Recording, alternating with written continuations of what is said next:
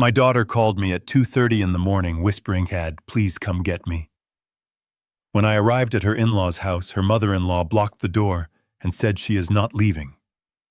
I forced my way in. When I saw my daughter unconscious with injuries on her arms, my blood started to boil. I am Lucas Harrington, 70 years old, and I have spent my entire life building skyscrapers that scrape the clouds above Chicago. I know how to pour concrete so it lasts 100 years, and I know how to spot a crack in a foundation before the whole building comes down. But the biggest crack I ever missed was the family my daughter Emily married into. Before I tell you what I did with the bolt cutters from my truck, make sure you hit that subscribe button and tell me in the comments what city you are watching from. I want to know who is standing with me today. The digital clock on my nightstand read 2:28 in the morning when the phone rang. It was not a normal ring. In the dead silence of an old man's house, that sound was like a fire alarm. I fumbled for my glasses and saw Emily's name on the screen. My heart hammered against my ribs because Emily never called this late. She knew I went to bed at 9 sharp. I slid the answer button and brought the phone to my ear, expecting to hear her crying, or maybe an apology for waking me up. Instead, I heard a sound that made the hair on the back of my neck stand up. It was a ragged, wet breathing, like someone trying to suck air through a straw. Then came her voice. It was so faint, I had to press the phone hard against my head. "Dad, they are hurting me. The needle. Please come." Then the line went dead. I did not call back. I did not sit there wondering if it was a nightmare. I moved with a speed I did not know my 70-year-old body still possessed. I threw off the quilt and grabbed the pair of jeans I had left on the chair. I did not bother with socks. I shoved my feet into my work boots and grabbed my keys. As I ran through the kitchen, I did not grab a weapon. I grabbed my tool bag from the hallway closet.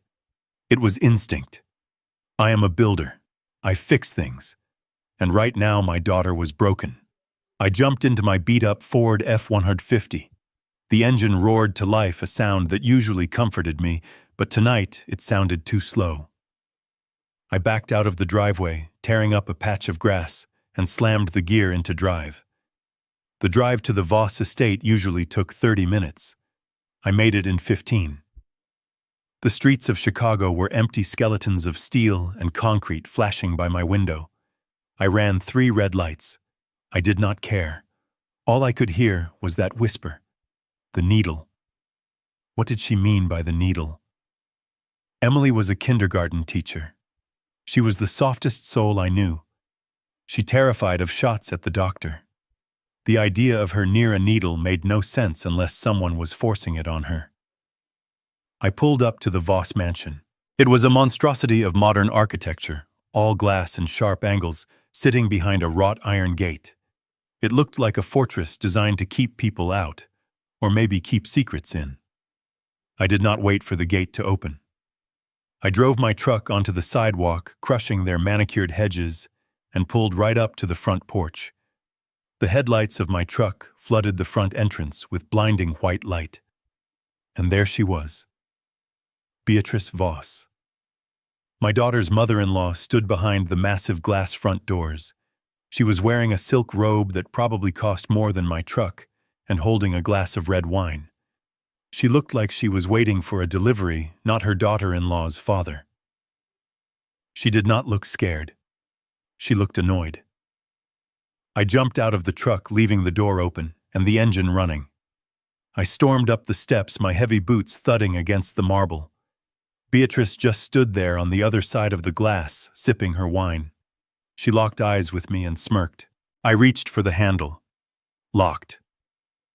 Of course it was locked. "Open the door." "Beatrice," I growled. My voice was low and rough from the drive. I could see her mouth move. She did not yell. She enunciated every word clearly so I could read her lips. "Go home, Lucas. She is sleeping."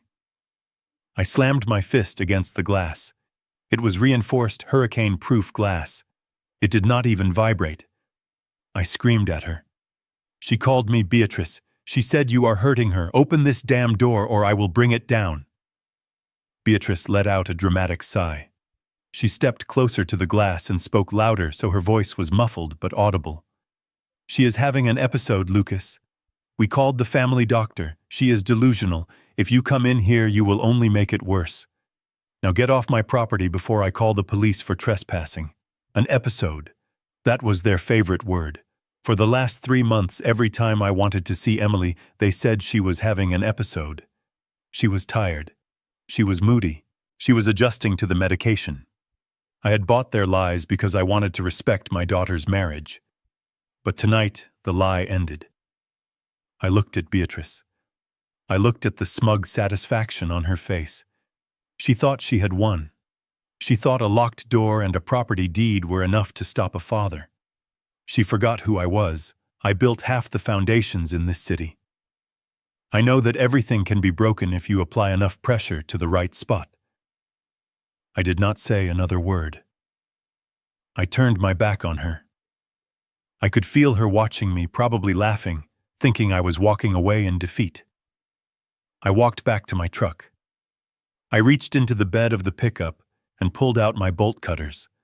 They were 36 inches of solid steel, heavy and cold in my hands. They were designed to cut through hardened padlocks and thick chains. I turned back toward the house. The smile dropped from Beatrice's face. She dropped her wineglass. It shattered on the floor inside, spilling red liquid that looked too much like blood. She started mouthing the word, no. She pointed a manicured finger at me, mouthing, I will sue you. I walked up the steps. I did not run. I walked with the rhythm of a man going to work. When I got to the door, I did not aim for the lock. I swung the heavy steel handles back like a baseball bat, and I aimed for the center of the glass panel. The sound was like a gunshot. The safety glass did not just break, it exploded. Thousands of tiny cubes of glass rained down onto the marble foyer. The alarm system started screaming a piercing wail that echoed through the neighborhood. Beatrice screamed and scrambled back, slipping on the wine and the glass. I kicked the remaining shards out of the frame and stepped inside. The glass crunched under my work boots. It was the most satisfying sound I had heard in years. Where is she? I barked. Beatrice was on the floor, clutching her robe tight around her neck. Her face was pale. You are crazy, she shrieked. You are a maniac. Security, Derek, call the police. I did not wait for her answer. I knew where Emily's room was. It was on the second floor, the master suite that she shared with that spineless husband of hers. I took the stairs 2 at a time, ignoring the pain in my bad knee. My adrenaline was pumping so hard my vision was tunneling. I needed to see her. I needed to know she was alive. I reached the top of the landing and turned toward the master bedroom. The door was closed. I was 5 steps away when the door flew open. It was Derek, my son-in-law. He looked like a mess. His hair was disheveled and he was sweating profusely. He was wearing just his pajama bottoms. He saw me and his eyes went wide. He threw his arms out, blocking the doorway. Dad, stop! You cannot go in there! Move, Derek, I warned him. My hands were still gripping the bolt cutters. I was not threatening him with them, but I was not putting them down either. He held his ground, shaking his head frantically. No, listen to me. She has lost her mind. She has a knife, Dad. She is dangerous. If you go in there, she might stab you. She thinks everyone is trying to kill her. I stopped. The hallway was silent except for the distant wailing of the house alarm. I looked at Derek. I looked at his shaking hands. I looked at the sweat on his upper lip. And then I looked past him into the shadows of the bedroom. I did not see a woman with a knife. I saw a stillness that scared me more than any weapon. I tightened my grip on the steel handles. If she has a knife, Derek, why aren't you bleeding? I did not wait for an answer to my question. Derek stammered, trying to find a lie that would fit the situation, but I was done listening. I dropped my shoulder and rammed into him with the force of a wrecking ball. He flew backward, crashing into a hallway table, sending a vase shattering to the floor. I did not even look at him. I raised my boot and kicked the bedroom door right next to the handle. The wood splintered with a dry crack, and the door swung inward, revealing the nightmare they had been hiding.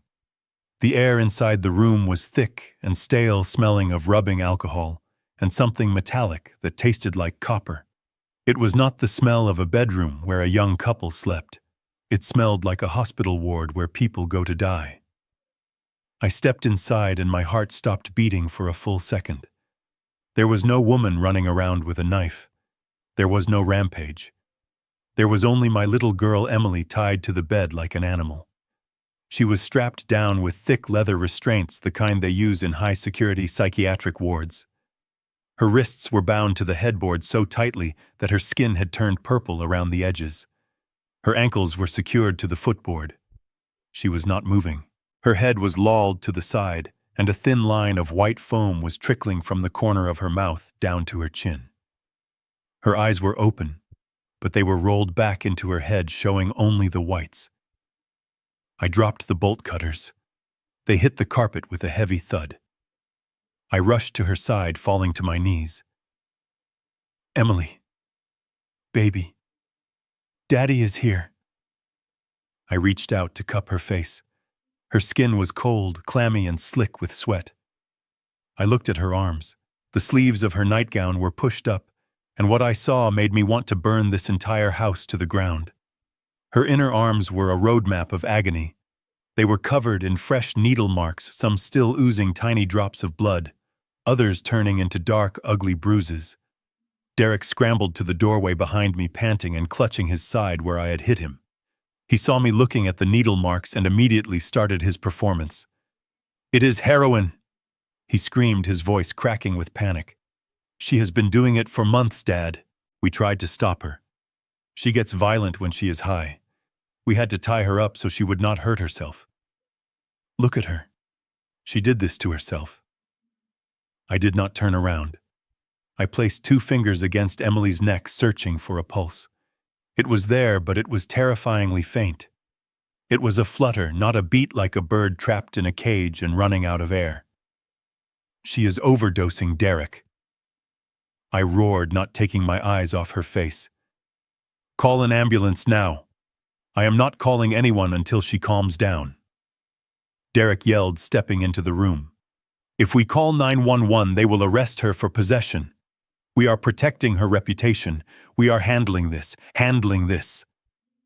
I looked at the foam on her lips. I looked at the restraints. This was not handling. This was an execution.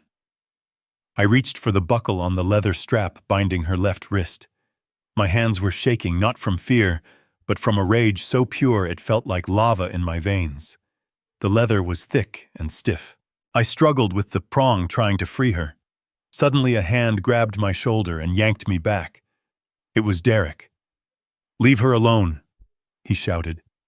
"You do not know what you are doing. She needs to ride it out." That was the last mistake Derek made that night. I did not just push him away this time. I stood up and turned with the momentum of 70 years of hard labor behind me. I clenched my right hand into a fist, the knuckles scarred from decades of laying bricks and pouring concrete. I drove that fist straight into the center of his face. There was a sickening crunch of cartilage collapsing under bone. It was a sound I had heard on construction sites when timber snaps under too much weight. Derek did not scream immediately. He just dropped. He crumpled to the floor, clutching his face, blood exploding from his nose and streaming through his fingers. He curled into a ball, making a high-pitched whining sound. I stood over him, breathing hard. "You touch me again, and I will put you in the ground." I turned back to the door and saw Beatrice standing there. She was not checking on her son. She was not checking on her daughter-in-law. She was holding her phone up, filming me. Her face was a mask of cold calculation. "I have it all on video, Lucas," she said, her voice steady and venomous. "Breaking and entering. Assault with a deadly weapon. And now battery. You are going to die in prison." She raised the phone to her ear. I could hear the operator on the other line. Yes. Please hurry. He is insane. He has a weapon. He just beat my son unconscious. I am afraid for my life. He is trying to kill us. She was not calling for an ambulance for Emily. She was calling for the police for me. She was setting the stage, framing the narrative before the curtain even went up. I did not waste my breath on her. I turned back to Emily. Every second Beatrice spent lying was a second my daughter was slipping away. I went back to the restraints. My fingers worked faster now, fueled by desperation. I got the left wrist free, then the right. Her arms fell limply to her sides. She did not react. She was dead weight, Emily. I whispered, patting her cheek. Emily, wake up. Open your eyes. Nothing. Just that ragged, shallow breathing. I scooped my arms under her, lifting her up. She was so light. Too light. I remembered carrying her like this when she was 5 years old, after she fell asleep in the car. She felt the same now, fragile and trusting. But back then, I was carrying her to a warm bed. Now I was carrying her out of a torture chamber. I stood up, holding her against my chest. Her head rested on my shoulder, the foam staining my flannel shirt. I turned to the door. I had to get her to my truck. I had to get her to a hospital that was not on the payroll of the Voss family.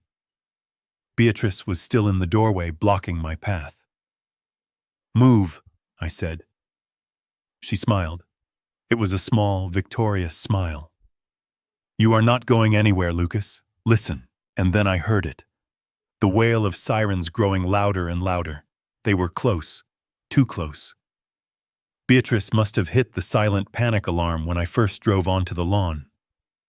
Blue and red lights began to flash against the walls of the hallway, reflecting off the broken glass downstairs. Tires screeched on the driveway outside. Car doors slammed. Police. Come out with your hands up. The voice boomed from a megaphone outside. Beatrice stepped aside, gesturing to the hallway with a mock invite. Go ahead, Lucas. Walk out there. They are waiting for a violent intruder.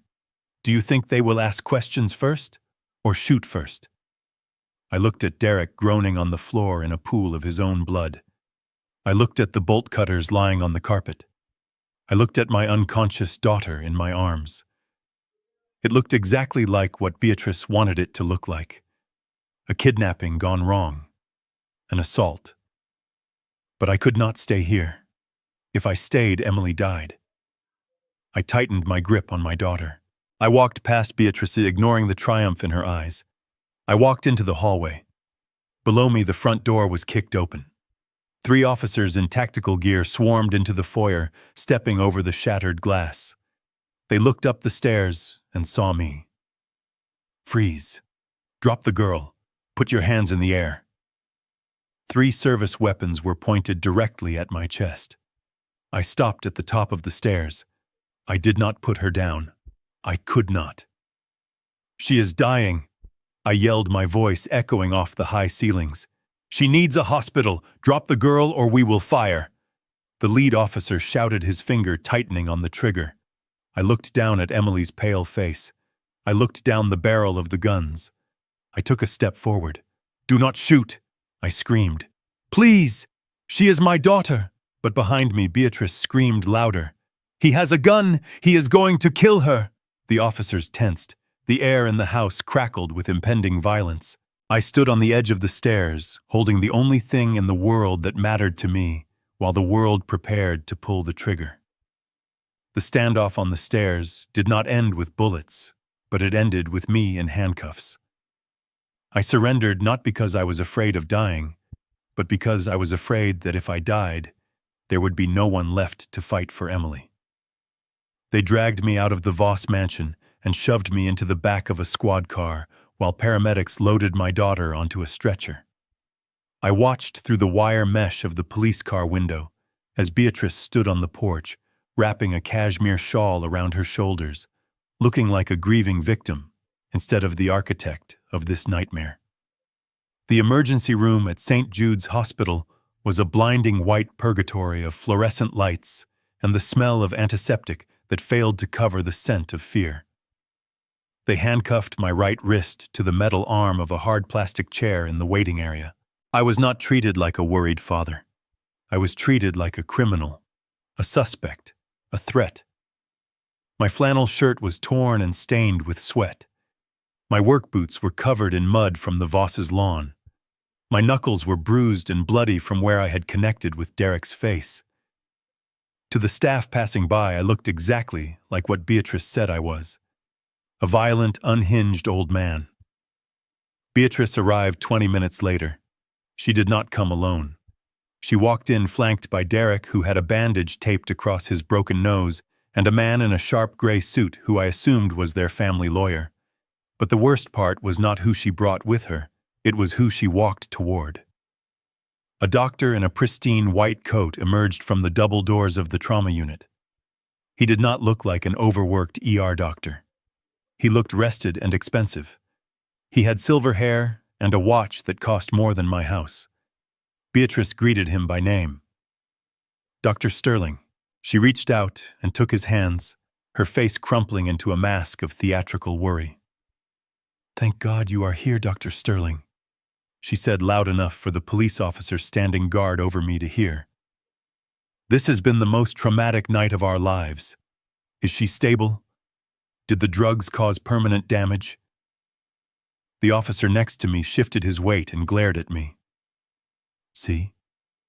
His eyes seemed to say. "Even the doctor knows she is a junkie." Dr. Sterling nodded gravely and patted Beatrice's hand. "We have her sedated, Beatrice. Her heart rate was erratic, but we managed to stabilize it. You were right to be concerned. The toxicity levels suggest high doses of opioids. It is a miracle she did not go into cardiac arrest before the ambulance arrived." I surged forward in my chair, the handcuffs biting into my wrist bone. "That is a lie." I shouted, my voice hoarse. "She is not on drugs. Test her blood properly. Test for poison. Sit down, Mr. Harrington." The police officer barked, pushing me back into the seat by my shoulder. Beatrice looked over at me with sad, pitying eyes. She reached into her designer bag and pulled out a thick manila folder. She handed it to the officer. "Officer, please," she said softly. "My son's father-in-law is in denial. We have tried to help him understand, but he refuses to accept reality. Here are Emily's records from her psychiatrist. She has been battling bipolar disorder and substance abuse for 2 years. We have documented incidents of self-harm. That is why we had to restrain her. It was for her own safety." The officer opened the folder. I could see papers with official-looking letterheads. Charts, prescriptions, notes. It was a masterpiece of forgery. They had been planning this for months, building a paper trail to bury my daughter under a mountain of lies. "I do not believe this," I growled. "Let me see those papers. Emily has never touched a drug in her life. She is a teacher. She is a good girl." The officer snapped the folder shut and looked at me with disgust. "The paperwork looks pretty clear to me, sir. And judging by the fact that you just hospitalized her husband, I am inclined to believe the people who did not break into a house with bolt cutters tonight." Beatrice wiped a fake tear from her cheek. "We just want to get her help, officer. We have found a wonderful facility that specializes in severe cases like hers. We just want our Emily back." While they were talking, the double doors to the treatment area swung open. A nurse pushed a gurney into the hallway, preparing to move a patient. It was Emily. She looked worse than she had at the house. Her skin was the color of ash. Her breathing was shallow and rhythmic, controlled by machines. But she was awake, barely. Her eyelids fluttered and she turned her head slightly. Her eyes were unfocused, searching the ceiling. "Emily!" I yelled, pulling against the chain. "Emily, look at me! Dad is here!" She did not turn toward my voice. She could not. And then I saw it. A nurse walking alongside the gurney reached into the pocket of her scrubs. She did not pull out a chart or a thermometer. She pulled out a syringe. It was small, filled with a clear, viscous liquid. It did not look like saline. It looked thick like syrup. Beatrice and Dr. Sterling were busy distracting the police officer with their sob story. No one was looking at the gurney except me. The nurse glanced around quickly, checking the hallway. Her eyes met mine for a fraction of a second. She did not look like a nurse doing her job. She looked like a thief caught in the act. She looked terrified. She quickly uncapped the needle and injected the liquid directly into Emily's IV port. She did not check a chart. She did not sanitize the port. She just pushed the plunger down in one fast motion and hid the empty syringe back in her pocket. "Stop!" I screamed. "What did you give her?" "Officer, look. She just injected her with something." The officer spun around, hand on his holster. "What is going on?" Dr. Sterling stepped in smoothly, blocking the officer's view of the nurse. "It is just a sedative, officer. Standard protocol for transport." She was becoming agitated. "We need to keep her calm to prevent another seizure." He lied. I saw Emily's reaction. It was not a sedative. Her body went rigid on the gurney. Her back arched slightly, and her fingers curled into claws. Her mouth opened in a silent gasp of pain. Then she went completely limp. It was unnatural. It looked like her entire system had just been shut down by a switch. That was not a sedative. I yelled, struggling so hard the metal chair legs screeched across the floor. "You are killing her!" "That is enough," the officer snapped. He walked over and got in my face. "You are causing a disturbance in a hospital. One more word, and I will drag you to a cell right now." Beatrice walked up behind the officer. She looked at me with cold, dead eyes. "Officer, I think it would be best if Mr. Harrington was removed from the premises. He is clearly unstable. We have a restraining order pending, but given his violent behavior tonight, surely you can keep him away from the patient." The officer nodded. "I am issuing an emergency protective order, Mr. Harrington. You are to stay 500 feet away from your daughter and the Voss family. If you violate it, you go straight to jail. Do you understand?" I slumped back in the chair. My wrist was bleeding where the metal had cut the skin. I realized then that screaming would not save her. Violence would not save her. They owned the narrative. They owned the doctor. They owned the law. I looked at Emily as they began to wheel her down the corridor away from me. I looked at the nurse who was refusing to make eye contact. I looked at Dr. Sterling, who was whispering something to Derek. I needed to be smart. I needed to be free to act. And I could not do that from a jail cell, I understand, I said quietly. My voice was calm. Terrifyingly calm. "Good," the officer said. He unlocked the handcuffs. "Get out of here. If I see you near this hospital again, you are done." I stood up, rubbing my wrist. I did not look at Beatrice. I did not want her to see the promise of retribution in my eyes. I turned to walk away, but Dr. Sterling's voice stopped me cold. "Nurse, prep the patient for immediate transport." Dr. Sterling said loud and clear. "Her husband has signed the release forms. We are moving her to the Serenity Hills private care facility immediately. The ambulance is waiting at the rear exit." I froze. Serenity Hills. I knew every hospital and clinic in the state from my years in construction. I had built wings for 3 of them. I had never heard of Serenity Hills. It was not a hospital. It was a hole. A place where they could hide her, where no one could hear her scream, and where a father could never find her. They were not treating her.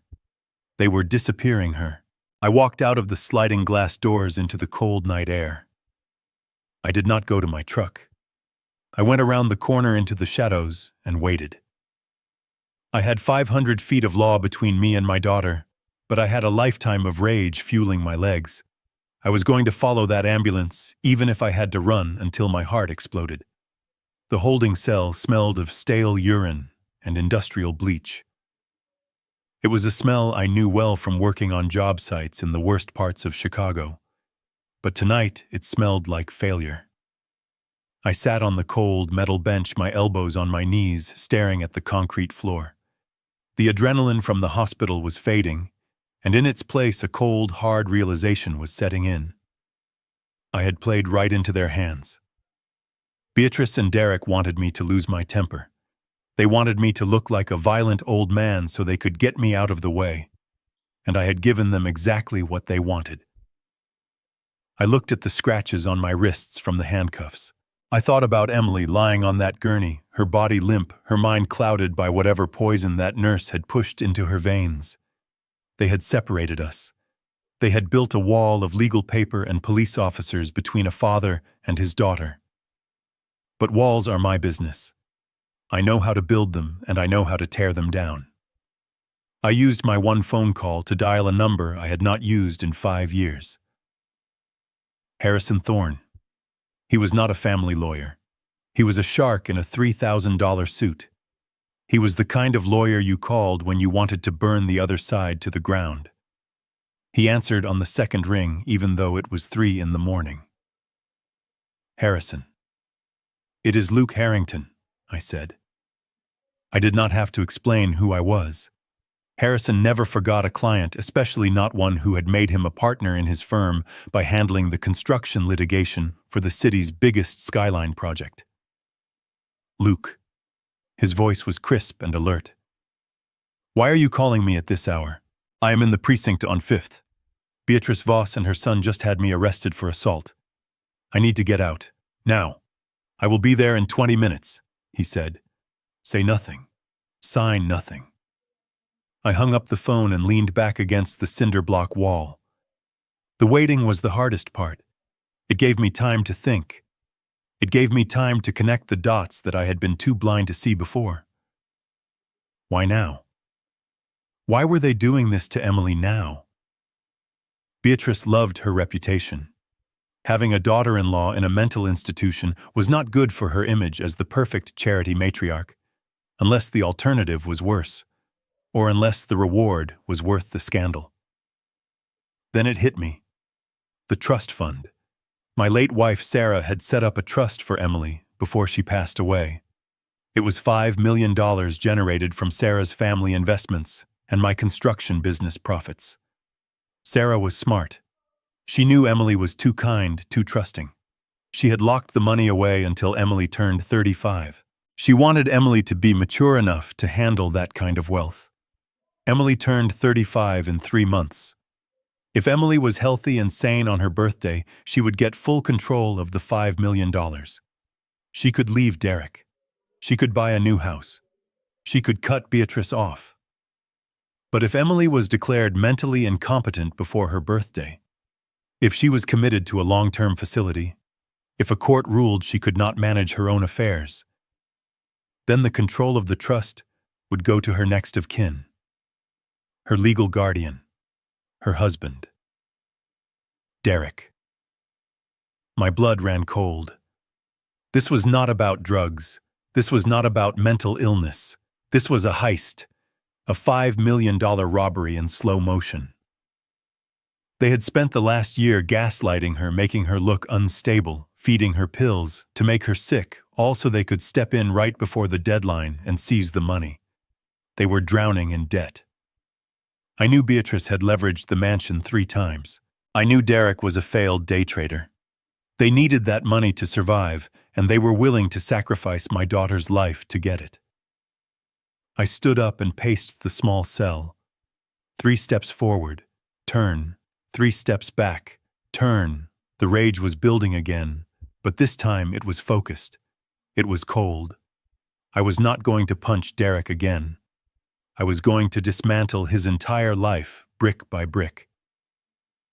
The heavy steel door buzzed and slid open. An officer stepped in, looking less arrogant than the one at the hospital. "Your lawyer is here. You are being processed for release." Harrison Thorne was waiting for me in the lobby. He looked out of place in the dingy police station, standing tall in a charcoal suit, his silver hair perfectly combed. He held a briefcase in one hand and my personal effects bag in the other. "Luke," he said, nodding at me. He did not ask if I was okay. He knew I was not. We walked out of the station into the pre-dawn chill. The city was still dark. The streetlights hummed overhead, casting long shadows on the pavement. "What is the situation, Harrison?" I asked, taking the bag from him. "It is a mess, Luke," he said, walking toward his black sedan. "Beatrice has filed for an emergency restraining order. The judge granted it temporarily based on the hospital report and the police statement. You cannot go within 500 feet of Emily or the Voss family until the hearing next week." I stopped walking. "Next week?" "Harrison, they are killing her. They drugged her right in front of me. This is about the trust fund. Her birthday is in 90 days. They are trying to have her declared incompetent so Derek gets the money." Harrison stopped and looked at me, his eyes narrowing. "That explains the rush. If that is their play, they need her diagnosed and committed quickly." "Where is she?" I asked. "Dr. Sterling said they were moving her to a place called Serenity Hills." Harrison pulled out his phone and tapped the screen. "I checked on that while I was processing your bail. Serenity Hills is a private facility about 2 hours north. It is a lockdown unit, high security, very expensive and very discreet. It is where rich people hide their problems." "We need to go there," I said, moving toward his car. Harrison shook his head. "Luke, you cannot. If you show up there, you violate the order.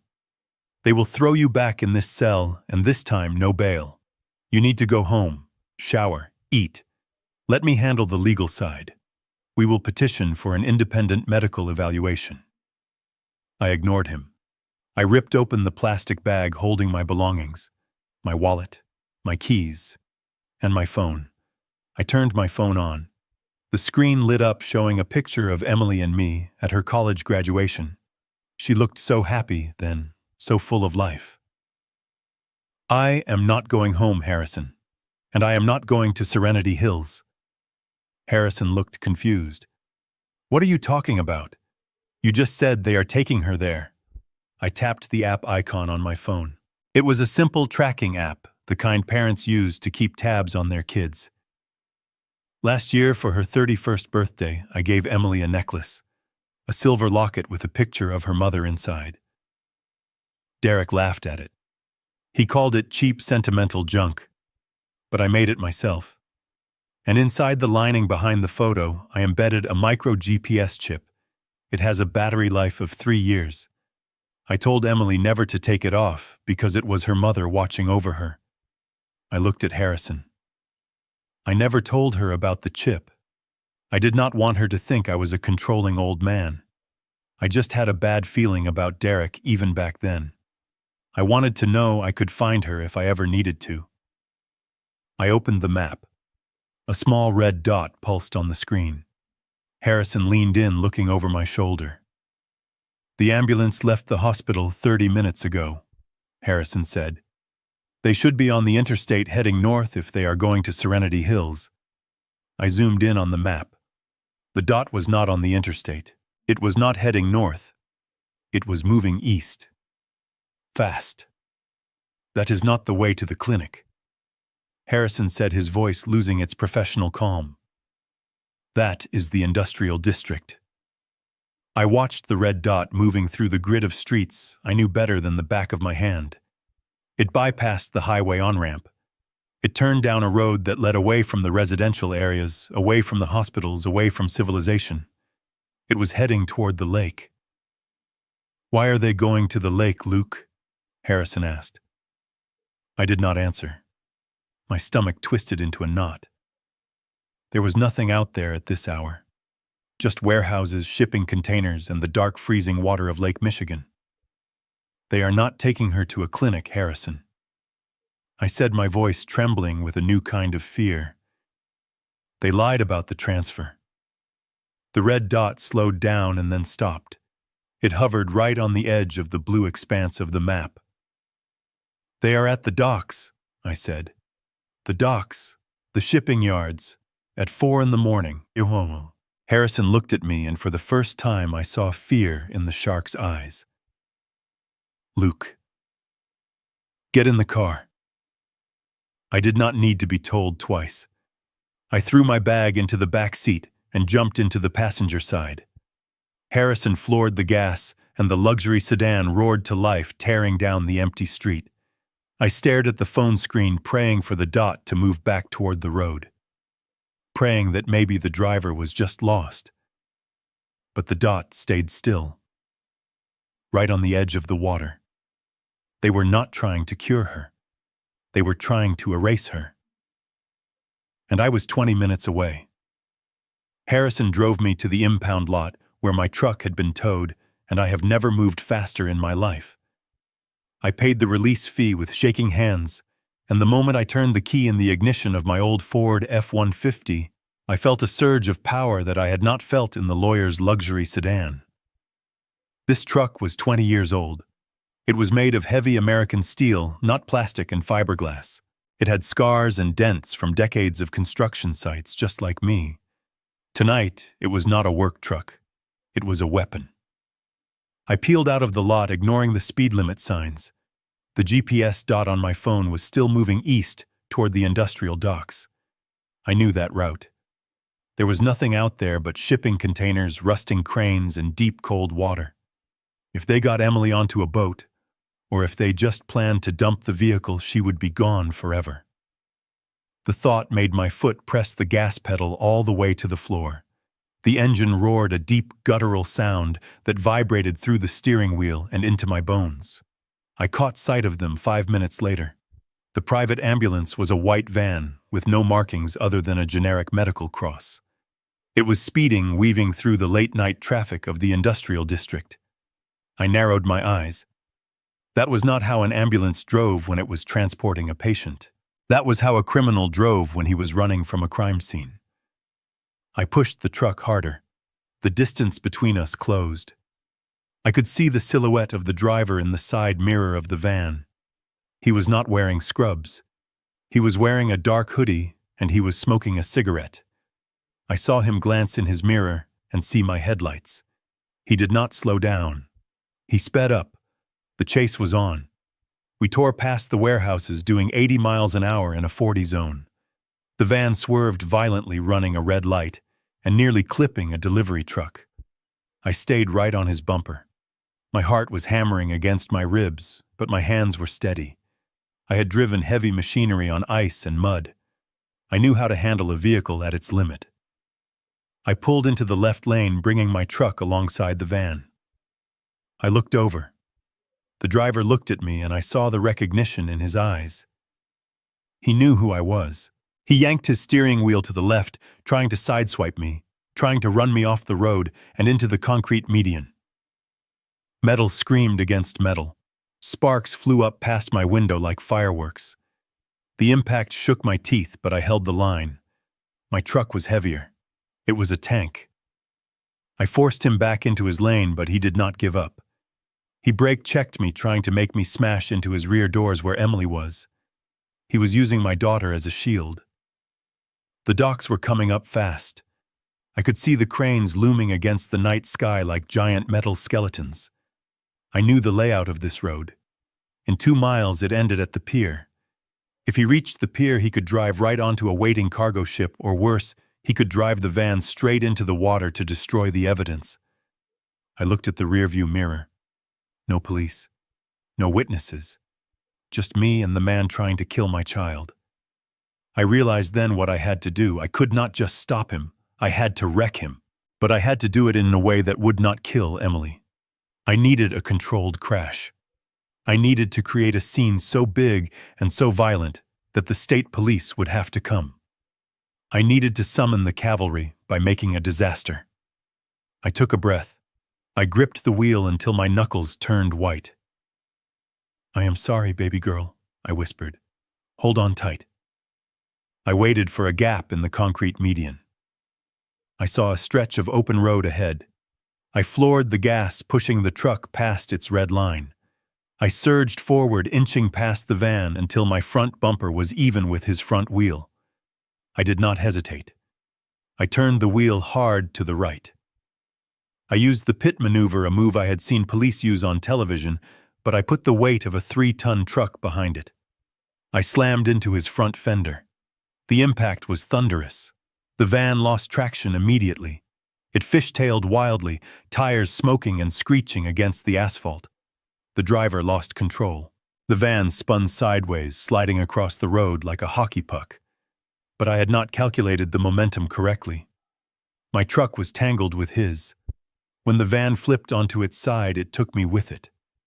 The world went upside down. There was the deafening sound of crunching metal and shattering glass.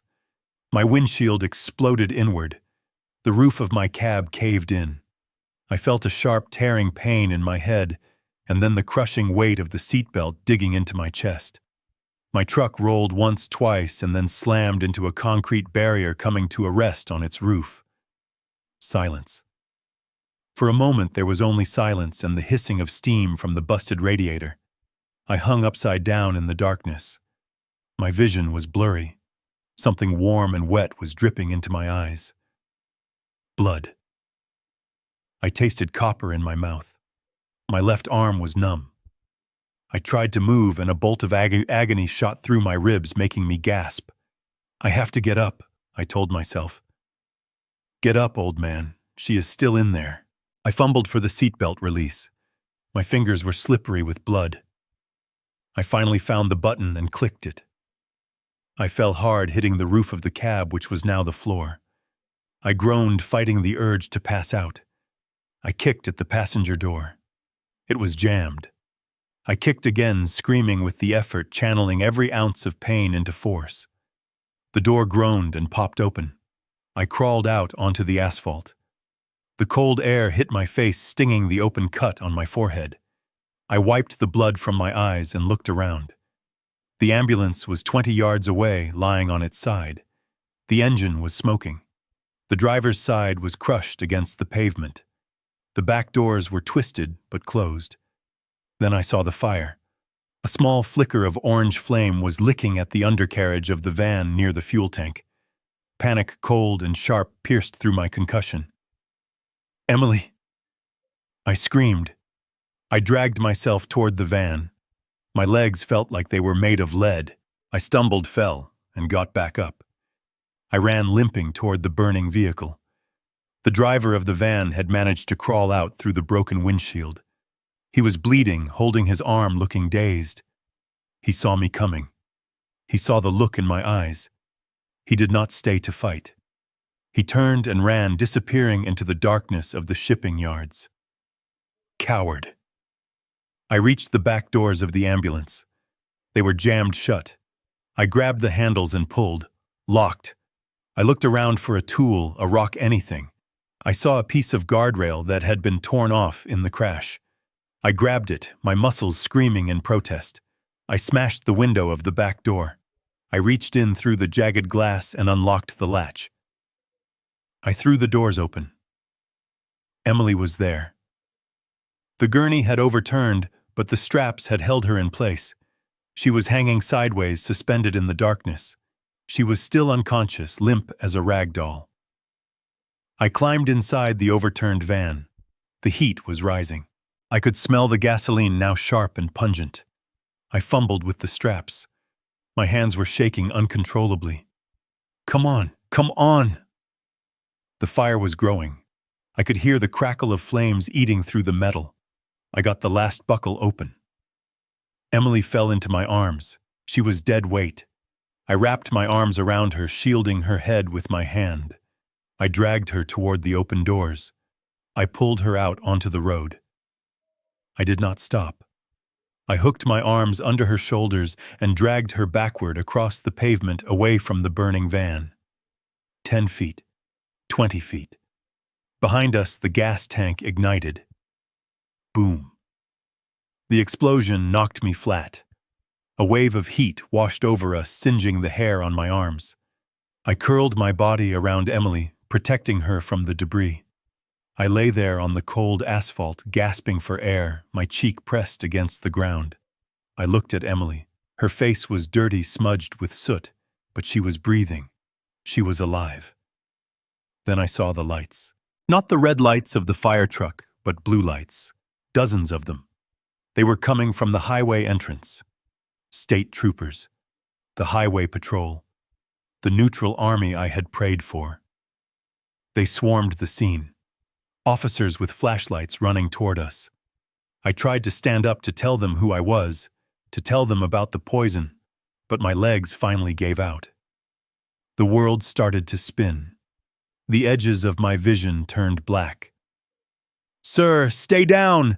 We have medics coming!" a voice shouted from far away. I looked at my daughter one last time. I brushed a piece of glass from her hair. "I got you, baby," I whispered. "You are safe now." And then the darkness took me. The first thing I felt was the throbbing in my skull. It was a rhythmic drumbeat of pain that matched the frantic beeping of the monitor next to my bed.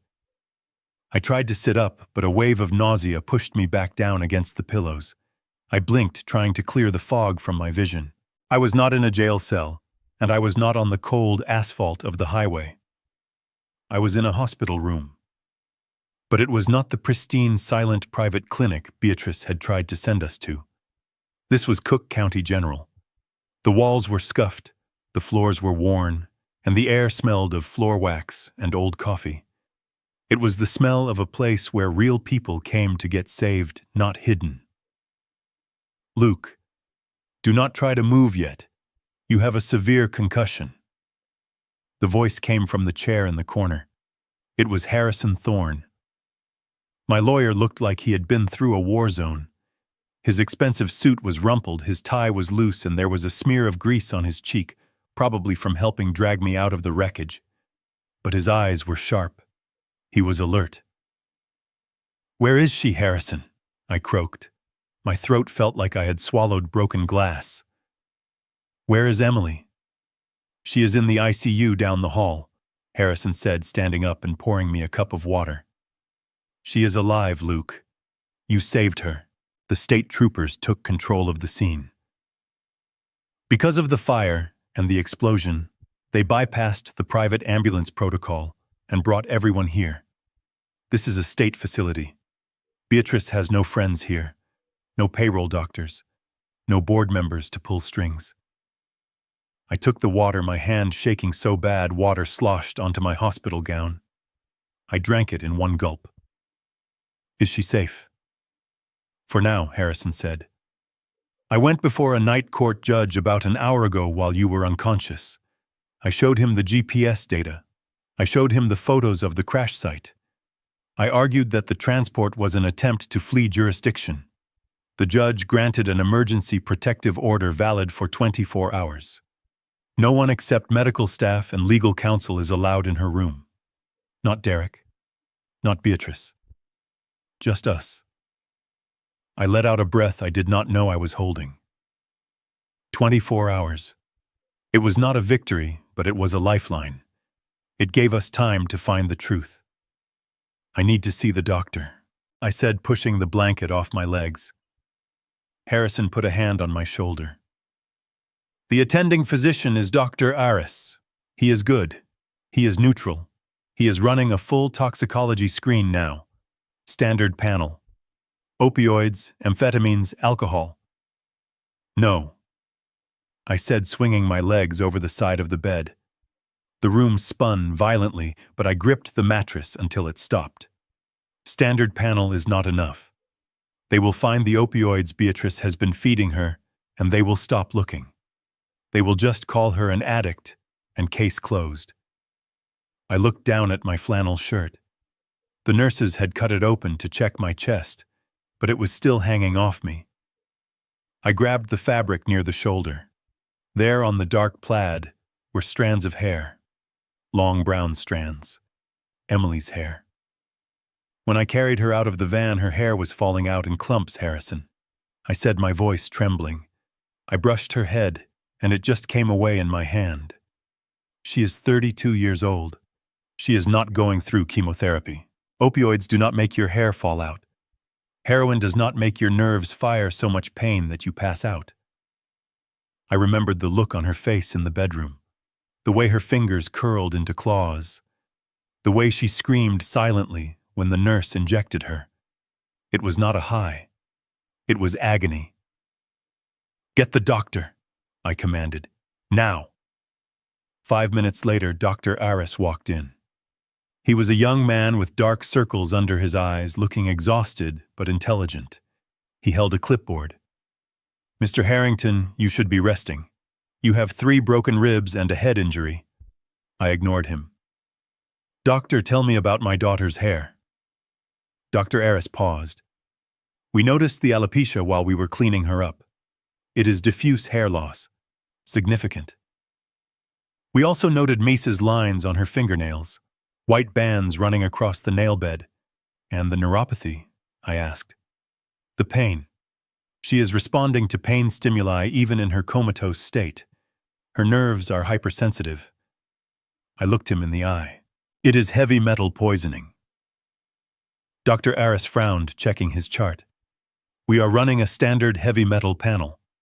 Lead, mercury, arsenic." "Test for thallium," I said. The doctor stopped writing. He looked up slowly. "Thallium. That is extremely rare. It has been banned for decades. It was used in rat poison and insecticides. Why would you suspect thallium?" "Because it is tasteless." I said, my mind racing back to the conversation I had overheard months ago at a dinner party Beatrice hosted. She was bragging about how she got rid of a rat infestation in the guest house using some old stuff her husband had stored in the basement from the 70s. She called it the inheritance powder because it was undetectable if you did not look for it. Because it causes hair loss. Because it causes nerve damage that looks like madness. "Test for thallium, doctor. Please." Dr. Aris looked at me for a long moment, measuring my sanity against my desperation. Then he nodded. "I will add it to the panel. We will know in an hour." The next hour was the longest of my life. I sat in a wheelchair outside Emily's room, staring through the glass. She looked so small in that bed, hooked up to machines that breathed for her. I wanted to go in and hold her hand, but I was afraid I would break her. Suddenly, the double doors at the end of the hallway burst open. The peace of the ward was shattered by a screeching voice I knew too well. "I demand to see my daughter-in-law. Get your hands off me. Do you know who I am?" Beatrice was storming down the corridor. She was still wearing her silk robe, but she had thrown a trench coat over it. Her hair was wild, her eyes manic. Behind her, Derek shuffled along looking like a beaten dog, his nose splinted and taped. Security guards were trying to block her, but she was slapping their hands away. "That is her," Beatrice screamed, pointing at Emily's room. "She is a danger to herself. You have no right to hold her. I am her legal guardian." I wheeled my chair into the middle of the hallway, blocking her path.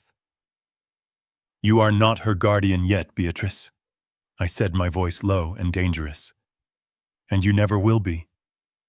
Beatrice stopped. She looked at me sitting in the wheelchair, battered and bloody, and she sneered. "You should be dead, old man. You wrecked a vehicle. You kidnapped a patient. I have lawyers drawing up the charges right now." Harrison stepped out from behind me. "And I have a court order, Beatrice. Step back or you will be arrested for contempt of court." Beatrice laughed, a high, brittle sound. "A court order based on the lies of a senile old man. My son is her husband. He has the right to make medical decisions. We are moving her to Serenity Hills, where she can get proper care, not this dump." Dr. Aris stepped out of the nurse's station. He held a printout in his hand. His face was pale. He looked from me to Beatrice, and his expression hardened. "Mrs. Voss," the doctor said, his voice cutting through the noise, "no one is moving this patient." Beatrice turned her fury on him. "Who are you?" "I want to speak to your superior." "I am the chief toxicologist on duty," Dr. Aris said, walking closer. "And I just received the results from the mass spectrometer." He held up the paper. "We found high concentrations of opioids, yes, but we also found something else. The patient has lethal levels of thallium in her blood." The hallway went silent. Even the beeping monitors seemed to pause. Thallium. Dr. Eris continued, his eyes locking onto Beatrice. It is a slow-acting poison. Based on the accumulation in her hair and nails, she has been ingesting it for at least 3 months. This was not an overdose. This was not a suicide attempt. This is attempted murder. I looked at Derek. His face went gray. He started to shake. Beatrice stood frozen. For a second, I saw the fear in her eyes. The mask slipped. She knew she was caught. The science did not lie. The rat poison she had been mixing into Emily's soup, the special vitamins she had insisted on administering herself. It was all right there on the paper. But Beatrice Voss was a survivor. She was a predator who knew how to chew her own leg off to escape a trap. She did not deny it. She did not confess. Instead, her face crumpled. She let out a sob that sounded almost genuine. She grabbed Derek's arm and wailed, "Oh my God, Derek, I told you. I told you she was sicker than we thought." She turned to the doctor, tears streaming down her face. "Doctor, you have to save her. My poor Emily. She has been so depressed. She told me last week that she wanted to end it all. She must have found the old rat poison in the garden shed. She poisoned herself." My jaw dropped. I stared at her in disbelief. She tried to commit suicide. Beatrice sobbed loud enough for the entire ward to hear. "She is so mentally unstable, she drank rat poison to kill herself. Oh, my poor sweet girl." She looked at me, and through the tears, her eyes were cold, hard stones. "See, Lucas," she said softly. "This proves she is insane. Who else but a crazy person would drink poison? She needs to be institutionalized for the rest of her life, for her own protection." I gripped the arms of my wheelchair until the metal bent. She had taken the truth and twisted it into a noose to hang around my daughter's neck. She was not going to go to jail. She was going to use the poison as the final nail in the coffin of Emily's sanity. While Beatrice was busy putting on the performance of a lifetime in the hospital hallway, screaming about her rights and weeping fake tears, I slipped away. I did not go back to my hospital bed. I went to the parking lot, where a black sedan was waiting with the engine running. Behind the wheel was Frank Miller, the private investigator Harrison had hired while I was unconscious. Frank was an ex-cop with eyes that missed nothing and a reputation for getting into places that were supposed to be impenetrable.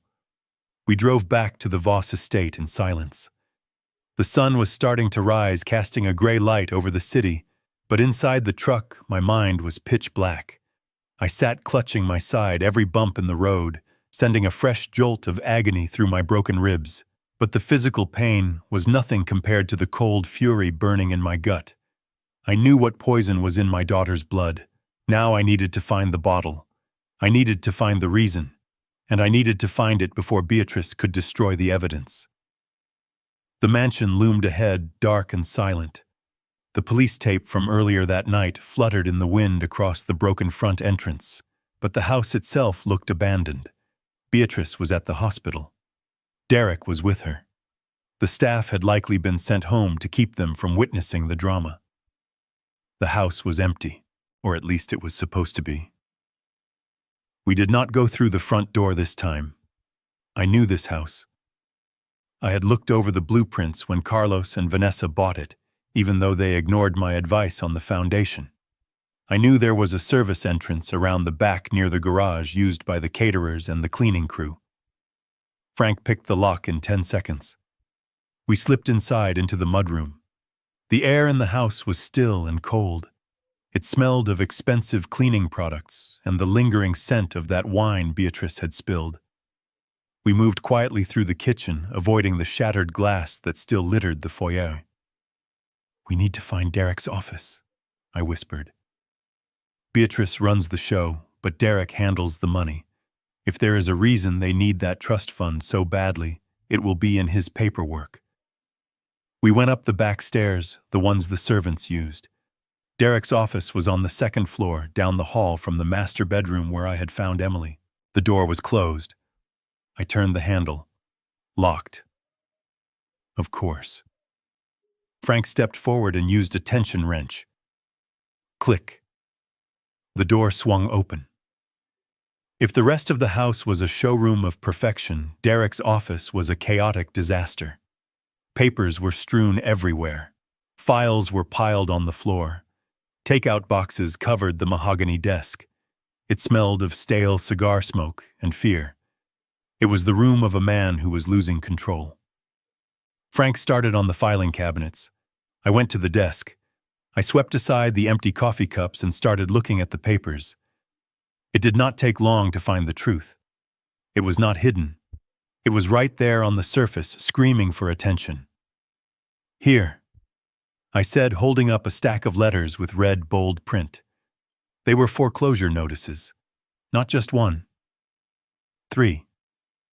The bank had started proceedings to seize the mansion 2 months ago. I kept digging. I opened the top drawer and found a leather ledger. Inside were handwritten notes, names, and numbers. They were not business contacts. They were bookies. Illegal sports betting sites. High-stakes poker debts. I did the math in my head, adding up the numbers in the margin. My hands started to shake. Derek was not just broke. He was underwater by nearly $2 million. Frank whistled from across the room. "Luke, look at this." He held up a letter from a loan shark firm in Las Vegas. It was dated a week ago. The language was polite, but the threat was clear. Payment in full required by the first of the month. Failure to settle will result in collection by alternative means. Beatrice had leveraged everything to pay for her socialite lifestyle, and Derek had gambled away the rest, trying to win it back. They were drowning. They were dead broke. And then I saw the calendar on the wall. Emily's 35th birthday was circled in thick red marker. Next to it, someone had written Freedom Day. It was all so clear now. They did not hate Emily. They just needed her to be gone. They needed her to be declared incompetent so they could access the $5 million in her trust fund. That money was the only thing standing between them and the street. Between Derek and a pair of broken legs from a loan shark. They were killing my daughter to pay a gambling debt. I felt sick. I leaned against the desk, fighting the urge to vomit. I looked at the trash can next to the chair. It was overflowing with shredded paper. But right on top, there was something that caught my eye. It was not a bank statement. It was a page from a notebook. A page with handwriting I recognized instantly. It was Emily's handwriting. Loopy and neat, the way she had written since she was a little girl. I reached into the trash can and pulled out the crumpled ball of paper. I smoothed it out on the desk. It was a page torn from her journal. It was dated 3 days ago. I read the words, and my heart shattered into 1,000 pieces. I feel so tired today. My hair is coming out in the shower again. I showed Derek, but he just said I am stressed. Beatrice made me the special soup for lunch. She stood there and watched me eat every spoonful. She said it has ancient herbs to help my mind. It tastes bitter, but I eat it because I want to be a good wife. I want to get better. But why do my hands hurt so much? Why do I feel like I am burning from the inside? I stared at the paper. The special soup. The bitter taste. Thallium is tasteless, but in high doses it can leave a metallic taste. Beatrice had been feeding it to her right here in this house, watching my daughter eat poison and calling it love. Frank, I said, my voice trembling. We have it. We have the motive and we have the method. Frank came over and took a picture of the diary page with his phone. He took pictures of the foreclosure notices and the gambling debts. This is enough for a warrant, Luke, he said. This connects the dots. The financial desperation. The timeline. The poisoning. We need to get this to the police immediately. I folded the diary page and put it in my pocket. I was not leaving it here. This was Emily's voice. This was her testimony from the edge of the grave. We turned to leave. We had what we came for. Suddenly outside the window we heard the crunch of gravel, tires on the driveway. Frank froze. He moved to the window and peeked through the blinds. A car just pulled up. He whispered, "It is a silver Porsche." Derek. My stomach dropped. Why was he here? He should be at the hospital with his mother keeping up the charade. Unless he came back to destroy something. Unless he knew we might come looking. We heard the front door open downstairs. The alarm did not go off because he had the code. Mom said to clean it out. Derek's voice drifted up the stairs. He was on the phone. He sounded frantic. "Yes, I am doing it now. I am getting the hard drive and the files. If the cops get a warrant, they will find the ledger." "I know. I am hurrying." He was coming up the stairs. He was coming to this room. We were trapped. The back stairs were on the other side of the hallway. If we walked out now, we would run right into him. "Hide!" Frank hissed. There was nowhere to go. The desk was open underneath. The curtains were too sheer. The closet. It was a large walk-in closet filled with Derek's designer suits and shoes. We scrambled inside, closing the door until it was just a crack open. The darkness of the closet swallowed us. I held my breath, pressing my hand against my bruised ribs to keep from gasping. I could hear Derek's footsteps, heavy and hurried, on the hardwood floor. He burst into the office.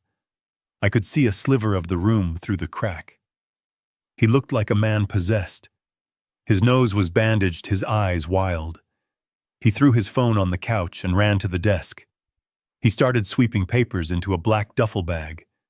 He opened the drawer where the ledger had been. He paused. He froze. I watched as he stared at the open drawer. We had left it messy. We had moved the papers. He knew. Derek spun around, scanning the room. His hand went to his waistband. He pulled out a gun. A small black pistol. "Who is there?" He screamed, his voice cracking. "I know someone is in here. Come out." I looked at Frank in the dark. Frank put a finger to his lips and slowly reached for his own weapon inside his jacket. Derek took a step toward the closet. He raised the gun, pointing it directly at the door where we were hiding. I counted the beats of my heart. 1, 2, 3. If he opened that door, it was going to be a bloodbath, and I was unarmed, injured, and trapped in the dark with the man who tried to murder my daughter. The closet door was the only thing separating us from a bullet, but I knew something about Derek Voss that he did not know about himself. He was a coward. A man who pulls a gun on a closed door is a man who is terrified of what is on the other side. He was not a killer. He was a gambler who had gotten in over his head, and now he was trying to bluff his way out of a losing hand. I looked at Frank in the darkness. I signaled him to keep his weapon ready, but to let me handle this. I was not going to shoot my way out. I was going to talk my way out, using the only language Derek understood. Money and fear. I pushed the closet door open. Derek spun around, letting out a high-pitched yelp. He leveled the small black pistol at my chest, his hand shaking so violently the barrel was wavering in circles. "Stay back!" He screamed, his eyes wide and bloodshot. "I will shoot! I swear to God I will shoot!" I stepped out of the closet. I did not raise my hands. I did not look at the gun. I looked him dead in the eye. I walked past the weapon as if it were a toy and walked straight to the desk where the evidence of his ruin was spread out. "Go ahead, Derek," I said, my voice calm and low. "Shoot me. Add murder to the list. You are already going down for fraud, embezzlement, and illegal gambling. What is one more charge on the pile?" Derek blinked, confused by my lack of fear. He lowered the gun slightly. "What are you talking about?"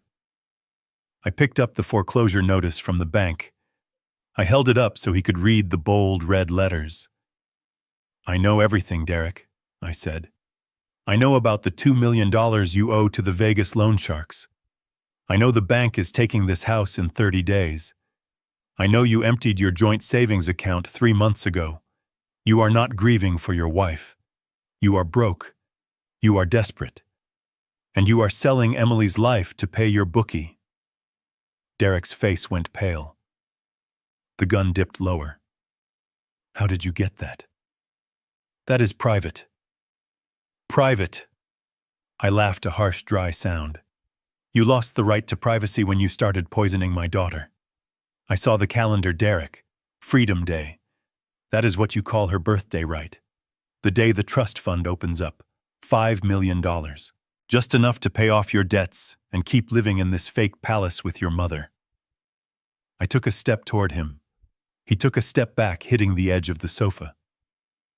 "Does Beatrice know you lost it all?" I asked, pushing the knife in deeper. "Or is this your little secret? Does Mommy know her precious son gambled away the family fortune while she was busy running charity galas?" Derek crumbled. It was pathetic to watch. The arrogance vanished, leaving only a scared little boy. He dropped the gun on the sofa and put his hands over his face. "She knows," he sobbed. "She knows everything. It was her idea." I froze. I looked at Frank, who was standing by the closet door, his phone raised, recording every word. "Say that again, Derek," I commanded. "Whose idea was it?" Derek looked up, tears streaming down his face, mixing with the snot from his broken nose. "My mother. Beatrice. She found out about the debt 6 months ago. The loan sharks threatened to break my legs. They threatened to burn the house down. I was going to confess to Emily. I was going to ask her for help. But Mom said no. She said Emily would leave me. She said Emily would take the trust fund and divorce me, and we would be left with nothing." He was shaking now, his body convulsing with the confession. "Mom said there was another way. She found the old rat poison in the shed. Thallium. She looked it up online. She said if we gave it to her in small doses, it would look like an autoimmune disease or madness. She said we just needed to keep her sick until her birthday. We just needed power of attorney." I felt a cold shiver run down my spine. I had suspected it, but hearing it confirmed was horrifying. Beatrice was not just an accomplice. She was the architect. And you went along with it. I spat. You watched your wife lose her hair. You watched her scream in pain. And you did nothing. Derek wiped his nose on his sleeve. I was scared. Mom said it was the only way to save the family. She said Emily would not die. She said she would just be confused. Just confused. I wanted to pick up the gun and finish what I started earlier, but I held back. I needed him alive. I needed this recording. Frank stepped forward, phone still recording. "We have it, Luke. Confession to conspiracy and attempted murder. This is over." I looked at Derek with pure disgust. "You are going to jail, Derek.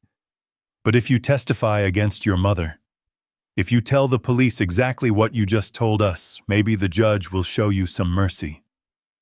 It is over." For a moment, Derek looked relieved. It was the relief of a weak man who finally had permission to stop fighting. He nodded slowly. "Okay. I will tell them. I cannot do this anymore. I cannot sleep. I see her face every time I close my eyes." The room fell silent. We had won. We had the evidence, the motive, and the confession. I reached for the diary page on the desk, preparing to leave. Buzz. A cell phone vibrated on the coffee table. It was Derek's phone. The screen lit up with a text message. Derek looked down at it instinctively. He picked it up. I watched the transformation happen in real time. It was like watching a demon possess a body. He read the message and the tears stopped instantly. His posture straightened. The fear in his eyes evaporated, replaced by a sudden manic gleam. He started to laugh. It was a low chuckle, at first building into a hysterical cackle that made my skin crawl. "What is so funny?" I asked, stepping closer. Derek turned the phone screen toward me. The text message was from Mom. It was short. Judge Reynolds is secured. The hearing is moved to tomorrow morning. We have the emergency custody order. Do not worry, baby boy. We won. Derek looked at me and grinned a smile full of blood and madness. You do not understand how this world works, do you, old man? He sneered. You think the truth matters. You think evidence matters. My mother owns this town. She just bought the judge. He lunged for the landline phone on the desk. I moved to stop him, but he was faster fueled by his sudden confidence. He punched in 3 numbers. 911. He screamed into the receiver, his eyes locked on mine. I need police at the Voss estate immediately. My father-in-law has broken in again. He has a gun. He is holding me hostage. Please hurry. He is going to kill me. He slammed the phone down and looked at me with triumph. They are already on their way, Luke. He laughed. And this time you have a gun in the room. When they find you here with my pistol, they will shoot you on sight. And who will believe a dead man? Frank grabbed my arm. Luke, we have to go now. We have the recording. We have the diary. If we stay here, we die. I looked at Derek one last time. He was not a son. He was a monster created by a monster. I will see you in court, I said. I grabbed the diary page and ran. We did not go back down the stairs. We could hear sirens approaching in the distance. They were close, too close. The window, I shouted. We ran to the large bay window overlooking the backyard. We were on the 2nd floor. It was a 20-foot drop to the flagstone patio below. Frank looked down and hesitated. Luke, your ribs. You cannot make this jump. I did not have a choice. I grabbed a heavy brass lamp from the table and smashed the window. Glass shattered outward, raining down onto the garden. Go! I yelled at Frank. Frank climbed out, hanging by his fingertips before dropping. He rolled on the grass and looked up. Come on, I climbed onto the windowsill. The wind hit my face. My side was screaming in agony. I could hear the police cars screeching to a halt at the front gate. I could hear heavy boots pounding on the front door. I looked back at the office door. Derek was standing there, smiling, waving goodbye. I jumped. The fall felt like it lasted forever. I hit the ground hard. My bad knee buckled and a bolt of white-hot pain shot through my chest as my broken ribs jarred against each other. I rolled, biting my tongue to keep from screaming.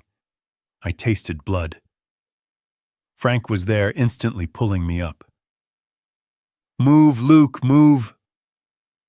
We scrambled over the garden wall just as the police kicked down the front door of the mansion.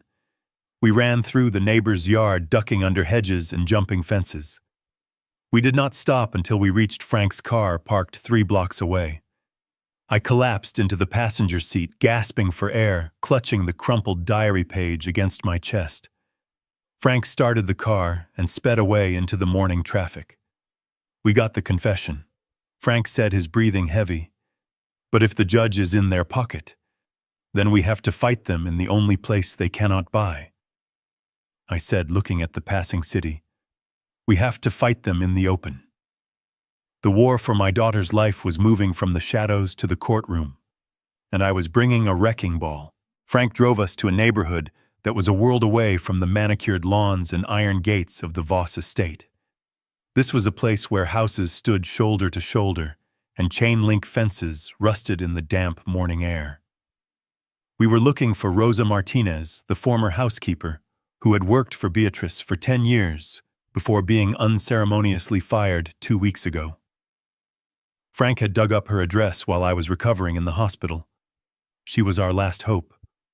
We had the diary, and we had a coerced confession that Derek would undoubtedly retract the moment he got a lawyer, but we needed a witness who could stand before a judge and look Beatrice in the eye. My body was screaming in protest as I climbed out of the car. The jump from the 2nd floor had turned my bad knee into a swollen mess of agony, and my broken ribs felt like jagged knives every time I took a breath. But pain was a luxury I could not afford.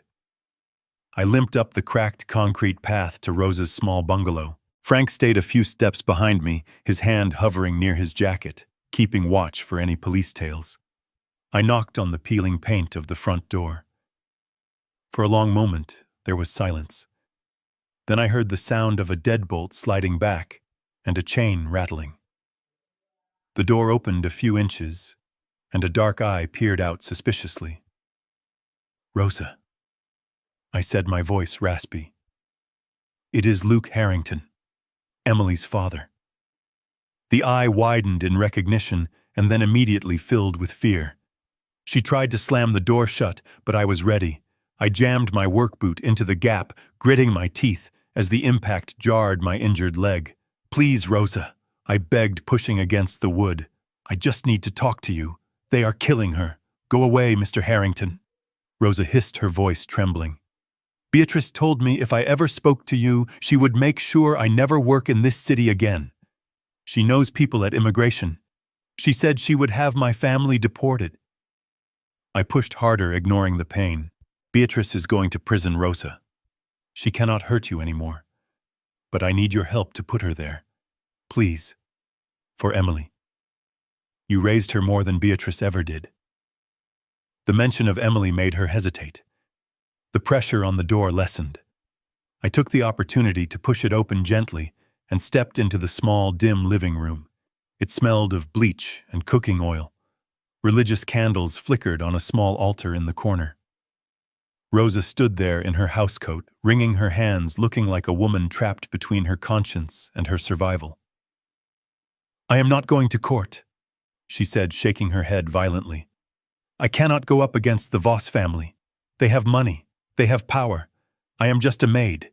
They will crush me like an insect." I sat down heavily on her worn floral sofa because my legs would no longer hold me up. I looked at this terrified woman, and I knew that threats would not work. Money would not work. Only the truth would work. I reached into my pocket and pulled out my phone. I opened the photo gallery. I found the picture I had taken in the ambulance right after I pulled Emily from the fire. In the photo, my daughter looked like a ghost. Her skin was gray, her hair was matted and falling out in clumps. Her lips were cracked and blue. It was a hard image to look at. It broke my heart every time I saw it. I held the phone out to Rosa. "Look at her, Rosa," I said softly. Rosa refused to look, turning her head away. "I do not want to see." "Look at her," I commanded, my voice cracking with emotion. "You were there when she moved in. You were there when she got married. You cooked her meals. You ironed her clothes.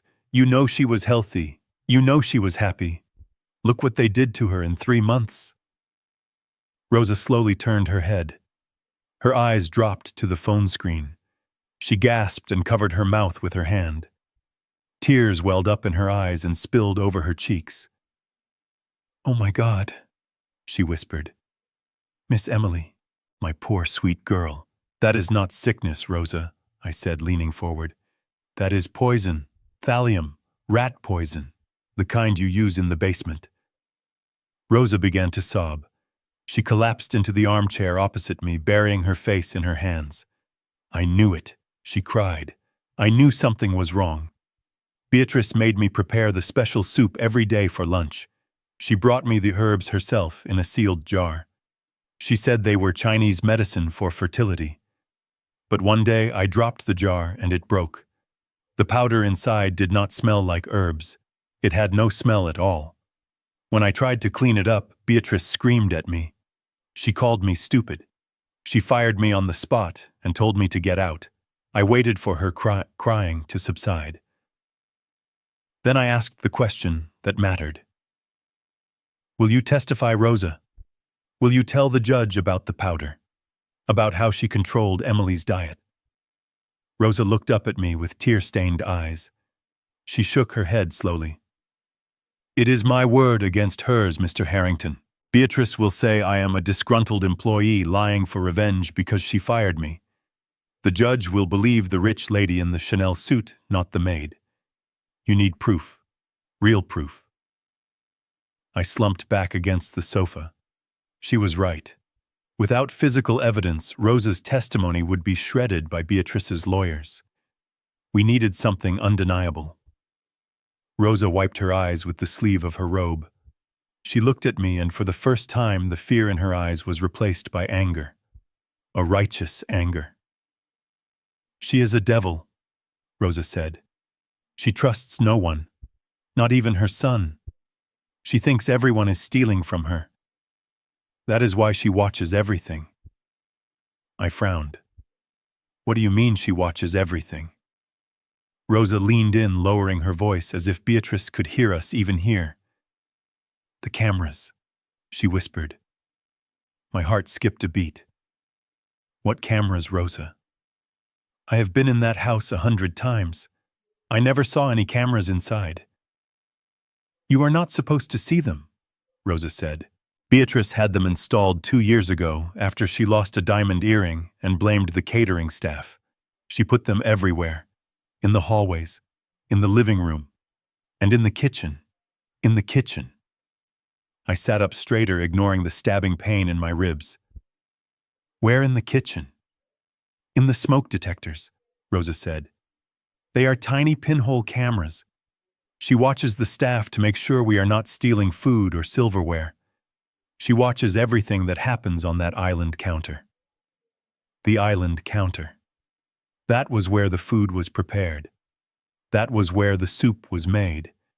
If Beatrice mixed the poison into the soup on that counter, if she handed the bowl to Emily standing in that kitchen, then the cameras saw it. The cameras saw everything. "Does she record it?" I asked, my pulse racing. "Or is it just a live feed?" "It records." Rosa nodded. "I know, because once she showed me a video of me taking a break 5 minutes longer than I should have. She keeps everything. She is obsessed with control. She keeps the recordings on a server." "Where is the server, Rosa? Where does she keep the footage?" Rosa hesitated. She looked at Frank, who was standing by the door, and then back at me. "It is in the wine cellar," she said. "Behind the rack of vintage French reds. There is a false panel in the wall. It opens with a keypad. Behind it is a small room. That is where the safe is, and that is where the computer server sits. It is a closed-loop system. It is not on the internet, so hackers cannot get to it. You have to be there physically to take it." I closed my eyes. The wine cellar. Of course. Beatrice loved her wine almost as much as she loved her money. I looked at Frank. He checked his watch and his face was grim. "Luke," he said, "it is 5 in the afternoon. The court hearing is at 9 tomorrow morning. If we do not have that footage when the judge bangs his gavel, Beatrice wins. She gets custody, she gets the trust fund, and Emily disappears into Serenity Hills forever." I stood up. My knee buckled, but I caught myself on the arm of the sofa. "We have to go back," I said. Frank looked at me like I was crazy. "Go back where?" "To the mansion. Luke, the place is swarming with cops. Derek is there. Beatrice will be back from the hospital soon. It is a fortress. You can barely walk, let alone break into a high-security estate for the second time in 24 hours. I turned to Rosa. "Thank you. You just saved her life." Rosa reached out and grabbed my hand. Her grip was surprisingly strong. "Be careful, Mr. Harrington," she said. "The code for the keypad. I saw her type it in once when she was drunk and showing off her collection. It is her birthday." I nodded, committing the information to memory. I walked out of the house into the fading daylight. The sun was setting on the most violent day of my life, but the night was not going to be for sleeping. Frank started the car. "You have a plan, right?" he asked as we pulled away from the curb. "Because right now this sounds like a suicide mission." I looked out the window at the darkening city streets. "I do not have a plan, Frank," I said. "I have a bolt cutter and I have a daughter to save. That is all I need." We drove toward the hardware store. I needed supplies. Tonight, I was not going to be a father. I was going to be a ghost, and I was going to steal the truth from the devil's basement, even if I had to tear the house down to get it. We parked the car a block away from the Voss estate, under the cover of a weeping willow that blocked the streetlights. The mansion was ablaze with lights on the first floor, but the perimeter was dark. The police cars had gone, leaving only a private security patrol car parked near the gate. It was a false sense of security. They thought the threat was over. They thought I was running for my life, not running right back into the lion's den. Frank sat in the driver's seat with a laptop balanced on his knees. The screen cast a blue ghost light on his face. He was typing furiously, his fingers flying across the keys. "I am into the subnet, Luke," he whispered without looking up. "The security system is top tier, but the firewall hasn't been updated in 6 months. Typical rich people. They spend millions on the hardware and zero on maintenance. I can loop the camera feeds for 10 minutes. That is your window. 10 minutes before the system resets and realizes it is looking at a ghost image." I checked my watch. 10 minutes. It was not enough time to make a sandwich, let alone steal a server from a fortified basement. But it was all I had. "I am going in," I said, opening the car door. Frank grabbed my wrist. "Luke, if you get caught this time, there is no bail. No lawyer can save you. They will bury you under the jail." I looked at the mansion. They are already trying to bury my daughter, Frank. I have nothing left to lose. I slipped out into the night. I moved through the shadows of the neighbors' hedges, my work boots silent on the damp grass. My ribs burned with every breath, a constant reminder of the fall I took earlier. I reached the side of the house near the garage. The service door was there, the one Rosa had told us about. Frank's voice crackled in my earpiece. "Cameras are looped. You are invisible. Go." I picked the lock on the service door. My hands were steady now. The adrenaline had replaced the pain. I slipped inside. The house was quiet. Too quiet. I could hear the hum of the refrigerator in the kitchen. I crept past the island counter, the same counter where Beatrice had poisoned my daughter day after day, while the hidden cameras watched. I made my way to the basement door. It was heavy, solid oak. I opened it slowly, praying the hinges were oiled. Silence. I descended into the darkness, the air getting cooler with every step. The basement smell hit me. It was not musty.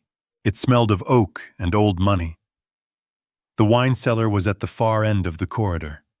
It was a climate-controlled vault behind a glass wall. I entered the code Rosa had given me on the keypad. Beep, beep, beep, beep. The glass door clicked open. Inside, it was like a museum of alcohol. Rows and rows of bottles that cost more than my first car. I walked to the back, scanning the racks for the section of French reds Rosa had described. There it was. A wall of dusty bottles from Bordeaux. I felt along the wooden frame, looking for the seam. My fingers brushed a small indentation. I pressed it. The entire rack swung forward silently, revealing a hidden alcove. And there it was. The heart of the beast. A small server rack sat on a metal shelf, humming softly. Beside it was a safe.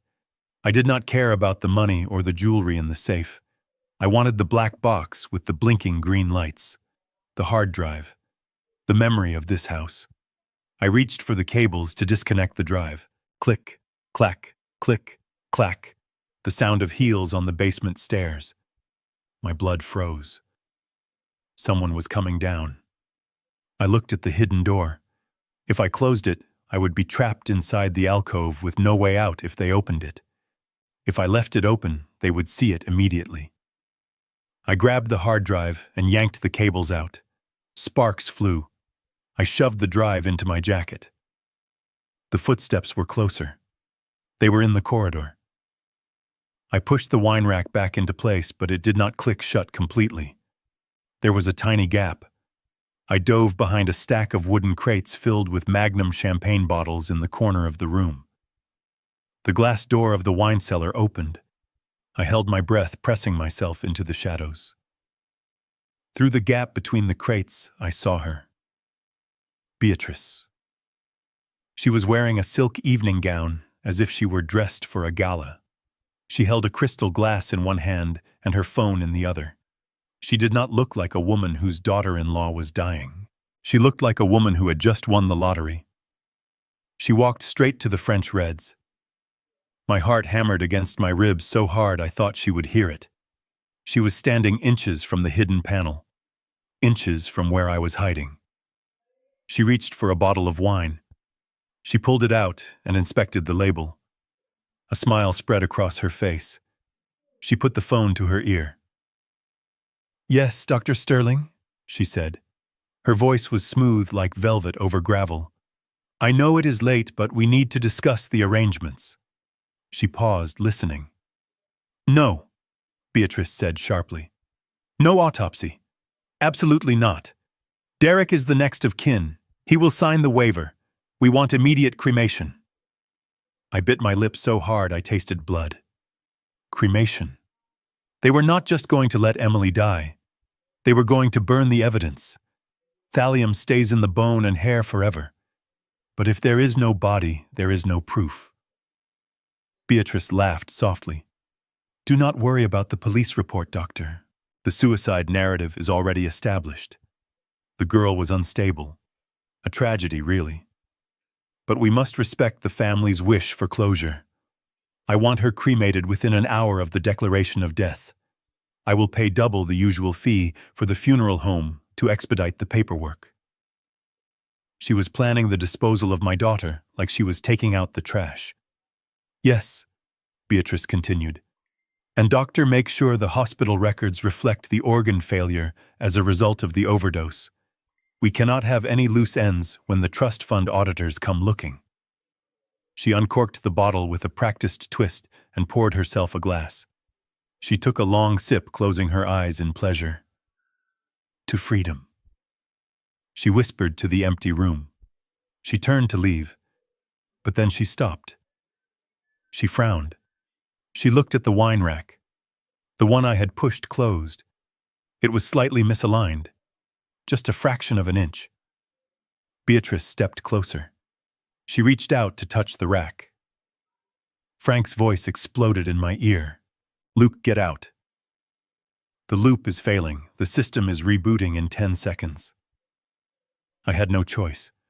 I could not wait for her to open that rack and see the missing drive. I stood up from behind the crates. Beatrice spun around, gasping and dropping her wine glass. It shattered, sending expensive red wine splashing across the floor like blood. "You!" she hissed. Her eyes went wide with shock. "How did you get in here?" I stepped out of the shadows. I looked like a nightmare. My face was bruised, my clothes were torn, and my eyes were burning with hate. "I told you, Beatrice," I said, stepping over the broken glass. "I am a builder. I know where the cracks are." She opened her mouth to scream, but I did not give her the chance. I shoved past her, knocking her into the wine racks. Bottles crashed down around her, raining glass and liquid. She screamed, then a high piercing shriek that would wake the dead. Derek's security. "He is here!" I ran. I ran like I was 20 years old again. I sprinted out of the cellar, down the corridor, and up the stairs.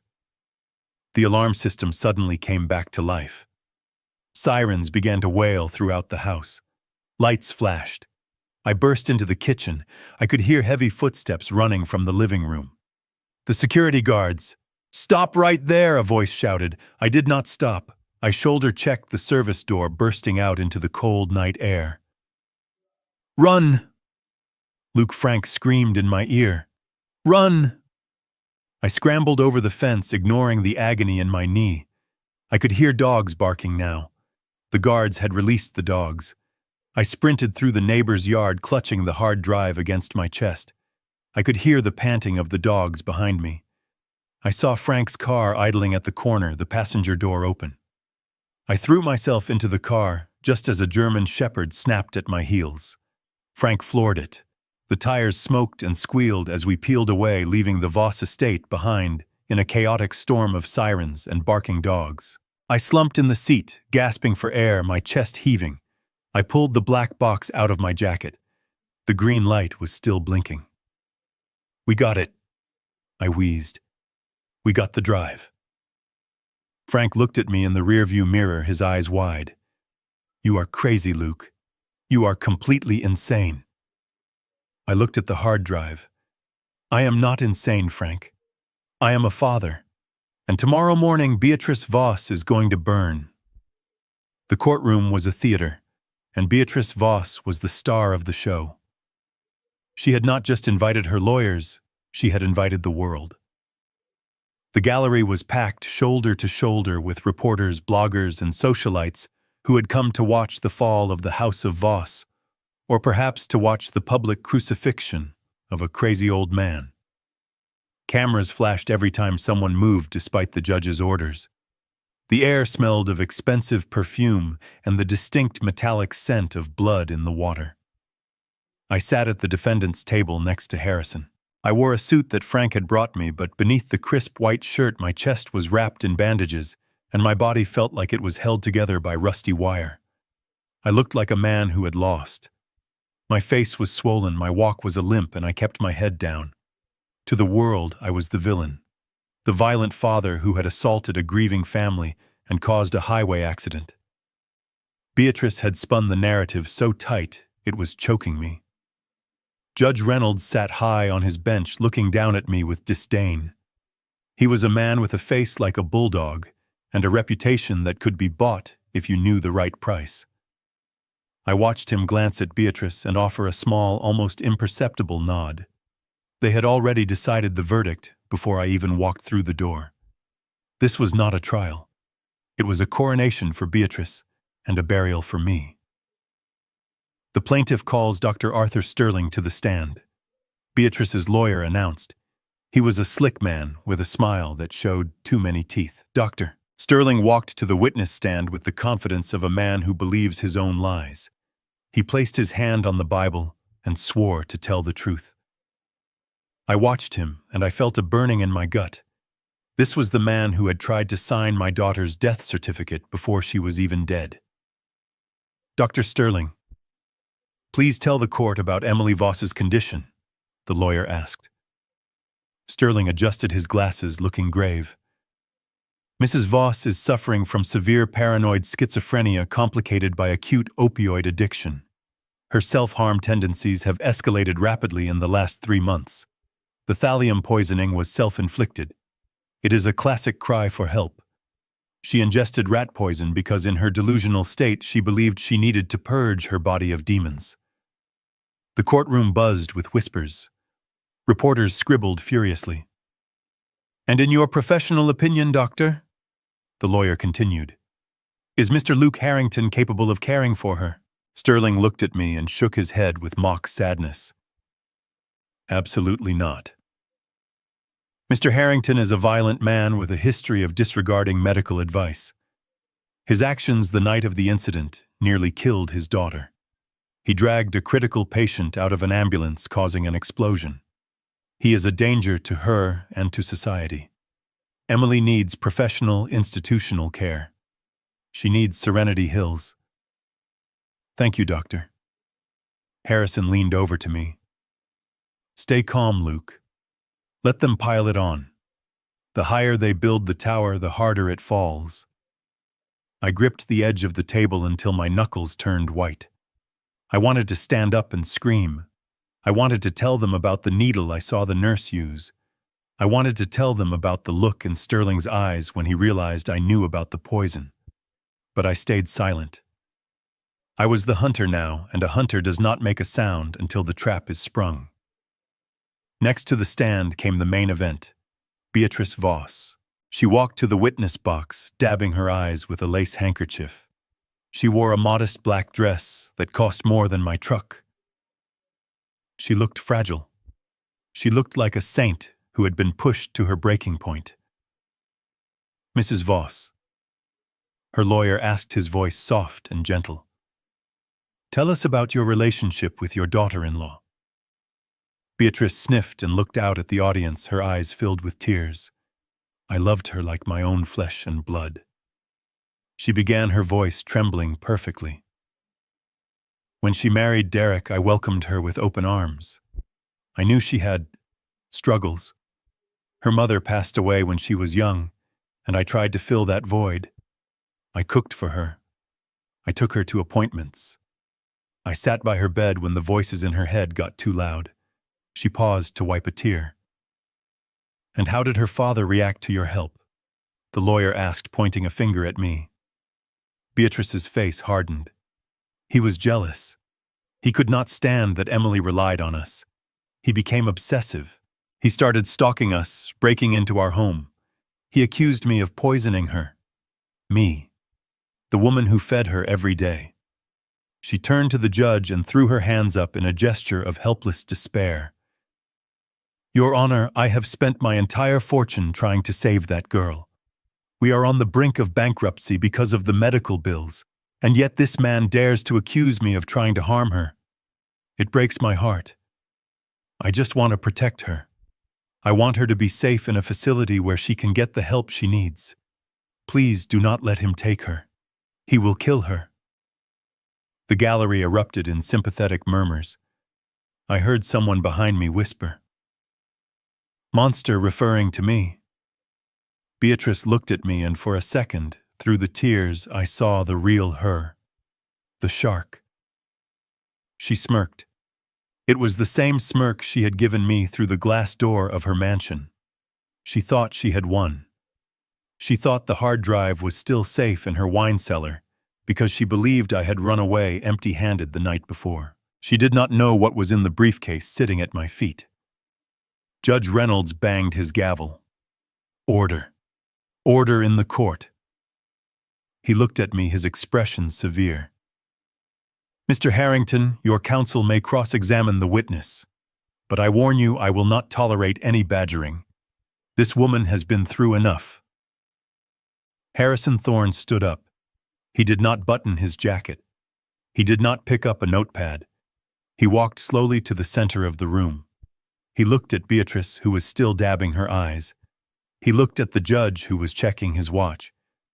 And then he looked at the packed gallery. Mrs. Voss.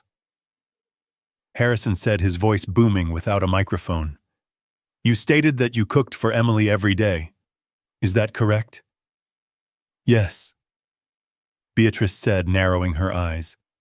I made sure she ate healthy meals, and you stated that you treated her like your own daughter, that you would never harm her.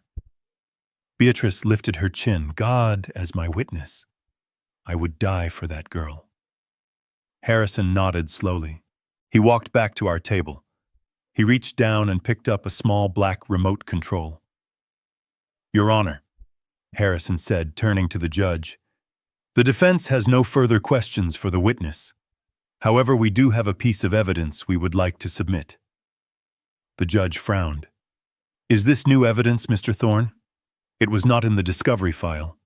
It was obtained late last night, Your Honor, Harrison said. It is a video file, a home video, you might say, from the server room of the Voss estate. Beatrice went rigid. Her hand stopped midway to her face. The color drained from her cheeks, leaving her looking like a wax statue. She looked at Derek, who was sitting in the front row. Derek was staring at the floor, shaking. I object. Beatrice's lawyer jumped up. This is ambuscade. We have not seen this video. It could be fabricated. It is authenticated by the timestamps and the metadata, Your Honor, Harrison said calmly. And given the gravity of the accusations against my client, I believe the court deserves to see the truth about Mrs. Voss's cooking. The judge hesitated. He looked at Beatrice's pale face and then at the eager press corps. He knew he could not suppress this without causing a riot. Proceed. The judge grunted. But make it quick. Harrison pointed the remote at the large screen mounted on the wall behind the witness stand. The video playing on the massive courtroom screen was not just evidence, it was a horror movie. The courtroom had fallen into a silence so deep you could hear the hum of the projector fan. On the screen, the digital timestamp ticked forward showing a date from 3 weeks ago. It was lunchtime in the Voss household. Beatrice was standing at the granite island wearing yellow rubber gloves. In her hand she held a small rusted tin can, not a spice jar. She used a teaspoon to scoop out a gray powder. She dumped it into the steaming pot of tomato soup. She did not just add it, she stirred it in with a rhythmic motion, humming a cheerful tune that sounded grotesque against the reality of what she was doing. Then she spoke. The microphone on the hidden smoke detector camera picked up every syllable. On the screen, Beatrice leaned over the pot and whispered, "Drink up, you miserable little leech. I hope this one burns your throat. Just die already so we can cash the check. You are taking too long to wither away." The entire courtroom gasped as one, but the video was not done. The kitchen door on the screen swung open and Derek walked in. He dipped a spoon into the pot and tasted the broth. "It is bitter, Mom," he said on the recording. Beatrice laughed on the screen. "She will not notice anything, Derek. Her brain is already mush. Just make sure she finishes the bowl." The screen went black. Harrison turned off the projector. Beatrice stood in the witness box, shaking violently. Her face had drained of all color. "It is a lie," she shrieked. "That is a deepfake. He made it with AI." But nobody was looking at me. The judge stood up, his face red with fury. He pointed at the bailiffs standing by the doors. "Take her into custody." The judge roared, "Now!" The doors to the side of the courtroom burst open. It was not just the bailiffs. It was a tactical team from the Major Crimes Unit. They had been waiting in the hallway. They swarmed the witness stand. Beatrice tried to run. She actually tried to climb over the wooden railing, her high heels scrambling on the polished wood. But 2 officers grabbed her arms. "Get your hands off me!" she screamed, kicking and spitting. "Do you know who I am? I will have your badges. I will sue this entire city." They slammed her against the wall. The sound of handcuffs ratcheting shut echoed through the room. It was the sweetest sound I had ever heard. They dragged her down the steps of the witness stand. Her hair was wild, her expensive dress was twisted, and she looked exactly like the monster she had tried to hide. Police officers moved to the front row of the gallery. Derek was sitting there, frozen in his seat. He did not try to run. He looked at the officers approaching him, and he just slumped forward, burying his head in his hands. They jerked him to his feet and cuffed him right there in front of the cameras. The arrogant smirk was gone, replaced by the terror of a man who knows his life is over. I stood up. My ribs were screaming and my leg was throbbing, but I felt weightless. I walked out from behind the defendant's table. Harrison tried to stop me, but I gently pushed his hand away. I walked until I was standing right in the aisle, where the officers were dragging Beatrice away. They stopped for a second, blocked by my presence. Beatrice looked up at me. Her eyes were wide with shock and madness. She stopped screaming. She just stared at me, breathing hard. I leaned in close. I wanted her to hear this.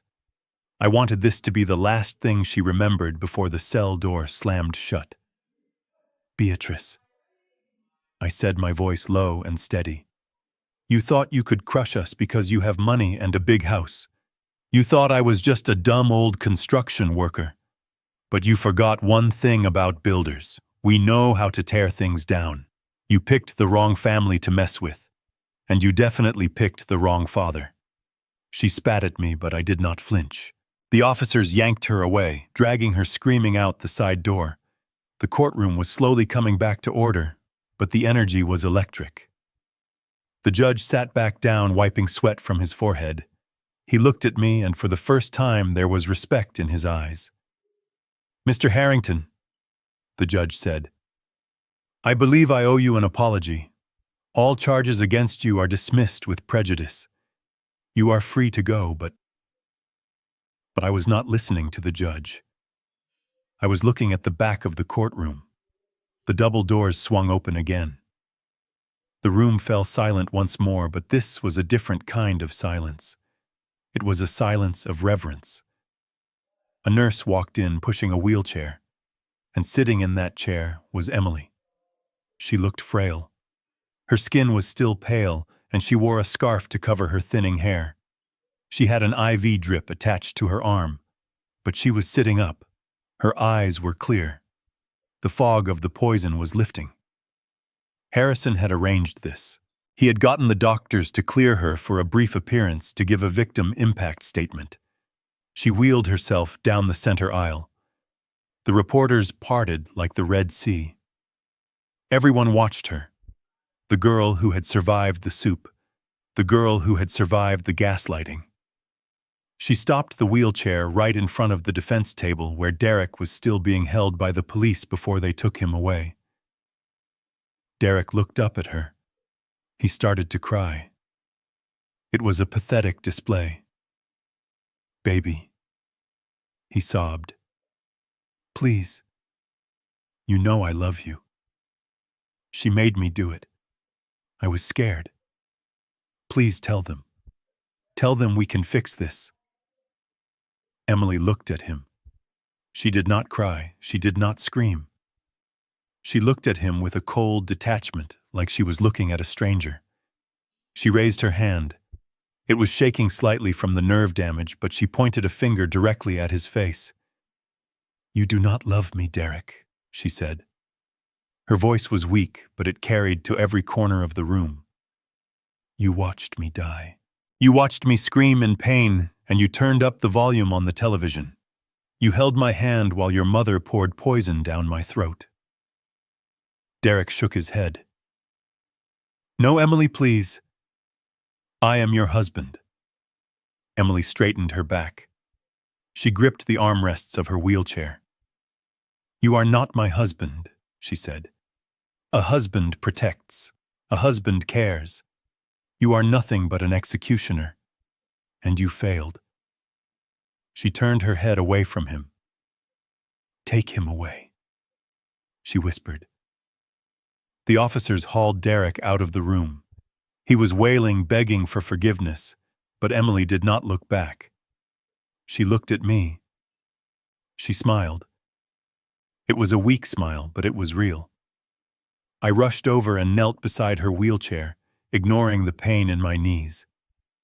I wrapped my arms around her, burying my face in her shoulder. She smelled of hospital antiseptic, but underneath that, she smelled like my daughter. She smelled like life. "We did it, Dad." She whispered in my ear. "You came for me." I held her tighter, tears finally spilling down my face, washing away the dirt and the blood and the anger. "I will always come for you," I said. "Always." The judge banged his gavel one last time, dismissing the court, but the real verdict had already been delivered. The truth was out. The monsters were in chains, and the builder and his daughter were still standing amidst the rubble, ready to start over. The gavel hit the wood with a sound that echoed like a gunshot, ending the war. Beatrice Voss and her son Derek were sentenced to life in prison without the possibility of parole. The judge called their crimes a betrayal of the most sacred trust between humans. I watched them being led away in orange jumpsuits. Beatrice was no longer the queen of society. She was just an inmate with a number. Derek did not even look at me. He was broken. The Voss mansion was seized by the state. Every painting, every bottle of wine, and every piece of furniture was sold at auction. The proceeds, along with the $5 million from the trust fund that they tried so hard to steal, were awarded to Emily. They wanted to strip her of everything, but in the end, they gave her the keys to the kingdom. But money does not heal nerve damage. The next few months were the hardest of my life. The poison had left Emily weak. Her muscles had atrophied, and the pain in her hands and feet was constant. I moved her back into her childhood bedroom in my small house. I became her nurse. I helped her eat. I helped her walk. I sat up with her at night when the nightmares came and she woke up screaming, thinking she was back in that room with the restraints. There were days when she wanted to give up. The physical therapy was brutal. She had to learn how to hold a fork again without shaking. She had to learn to trust her own body. "You can do this, baby girl," I would tell her, wiping the sweat from her forehead. "We are Harringtons. We are built from steel. We do not break." And she did not break. She bent, but she did not break. 6 months later, I stood on the sidewalk in front of a newly renovated brick building in downtown Chicago. It used to be an old warehouse, but now it had fresh paint and big bright windows. Above the door was a sign, "The Harrington Center for Women." Emily walked up beside me. She was not in a wheelchair. She was standing on her own 2 feet. She looked different. She had cut her hair short into a pixie cut. The long, thinning hair from the sickness was gone, replaced by thick, healthy locks. She looked fierce. She looked like a fighter. "We did it, Dad," she said, linking her arm through mine. "We used the settlement money to build this. It was a shelter and a legal aid center for women trapped in abusive financial relationships. We took the dirty money that Derek and Beatrice had tried to kill for, and we turned it into a weapon to save others." I looked at my daughter. The gray color was gone from her skin. Her eyes were bright. She was not the scared girl who whispered on the phone at 2 in the morning. She was a survivor. "Let's go eat," I said, patting her hand. "I am starving." We went to a small diner around the corner. It was nothing fancy, just booths with red vinyl seats and the smell of frying onions. We ordered steaks and fries. When the food arrived, the waitress put a bottle of steak sauce on the table. Emily picked it up. She paused. For a second, I saw a shadow cross her face. The memory of the soup. The memory of the bitterness. I watched her. I did not say anything. She needed to do this. She looked at the bottle. She looked at me. And then she smiled. She poured the sauce over her steak. She cut a piece and put it in her mouth. She chewed and swallowed. "It is good," she said. It was just a dinner. 2 people eating meat and potatoes in a noisy diner. But to us it was a victory parade. It was a meal without poison. A meal without cameras watching from the ceiling. A meal without lies. It tasted like safety. It tasted like peace. I looked at her across the table, and I realized that I had not just saved her life. I had given her a new one, and she had saved me too.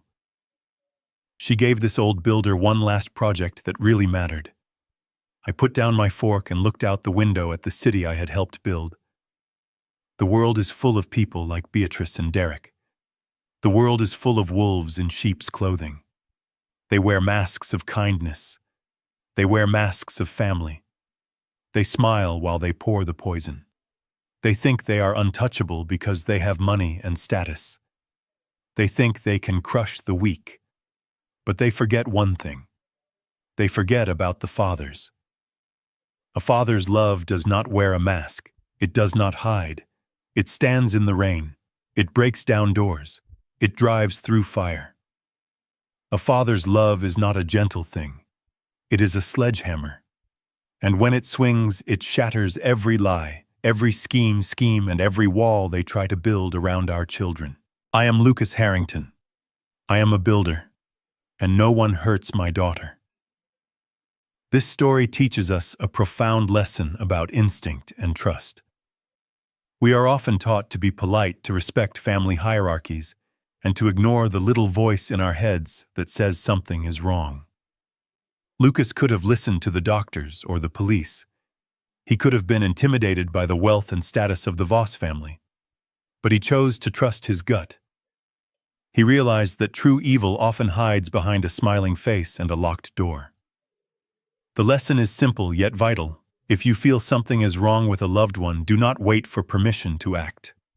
Do not let social niceties stop you from asking hard questions. Your intuition is your first line of defense. Trust it. Protect your own.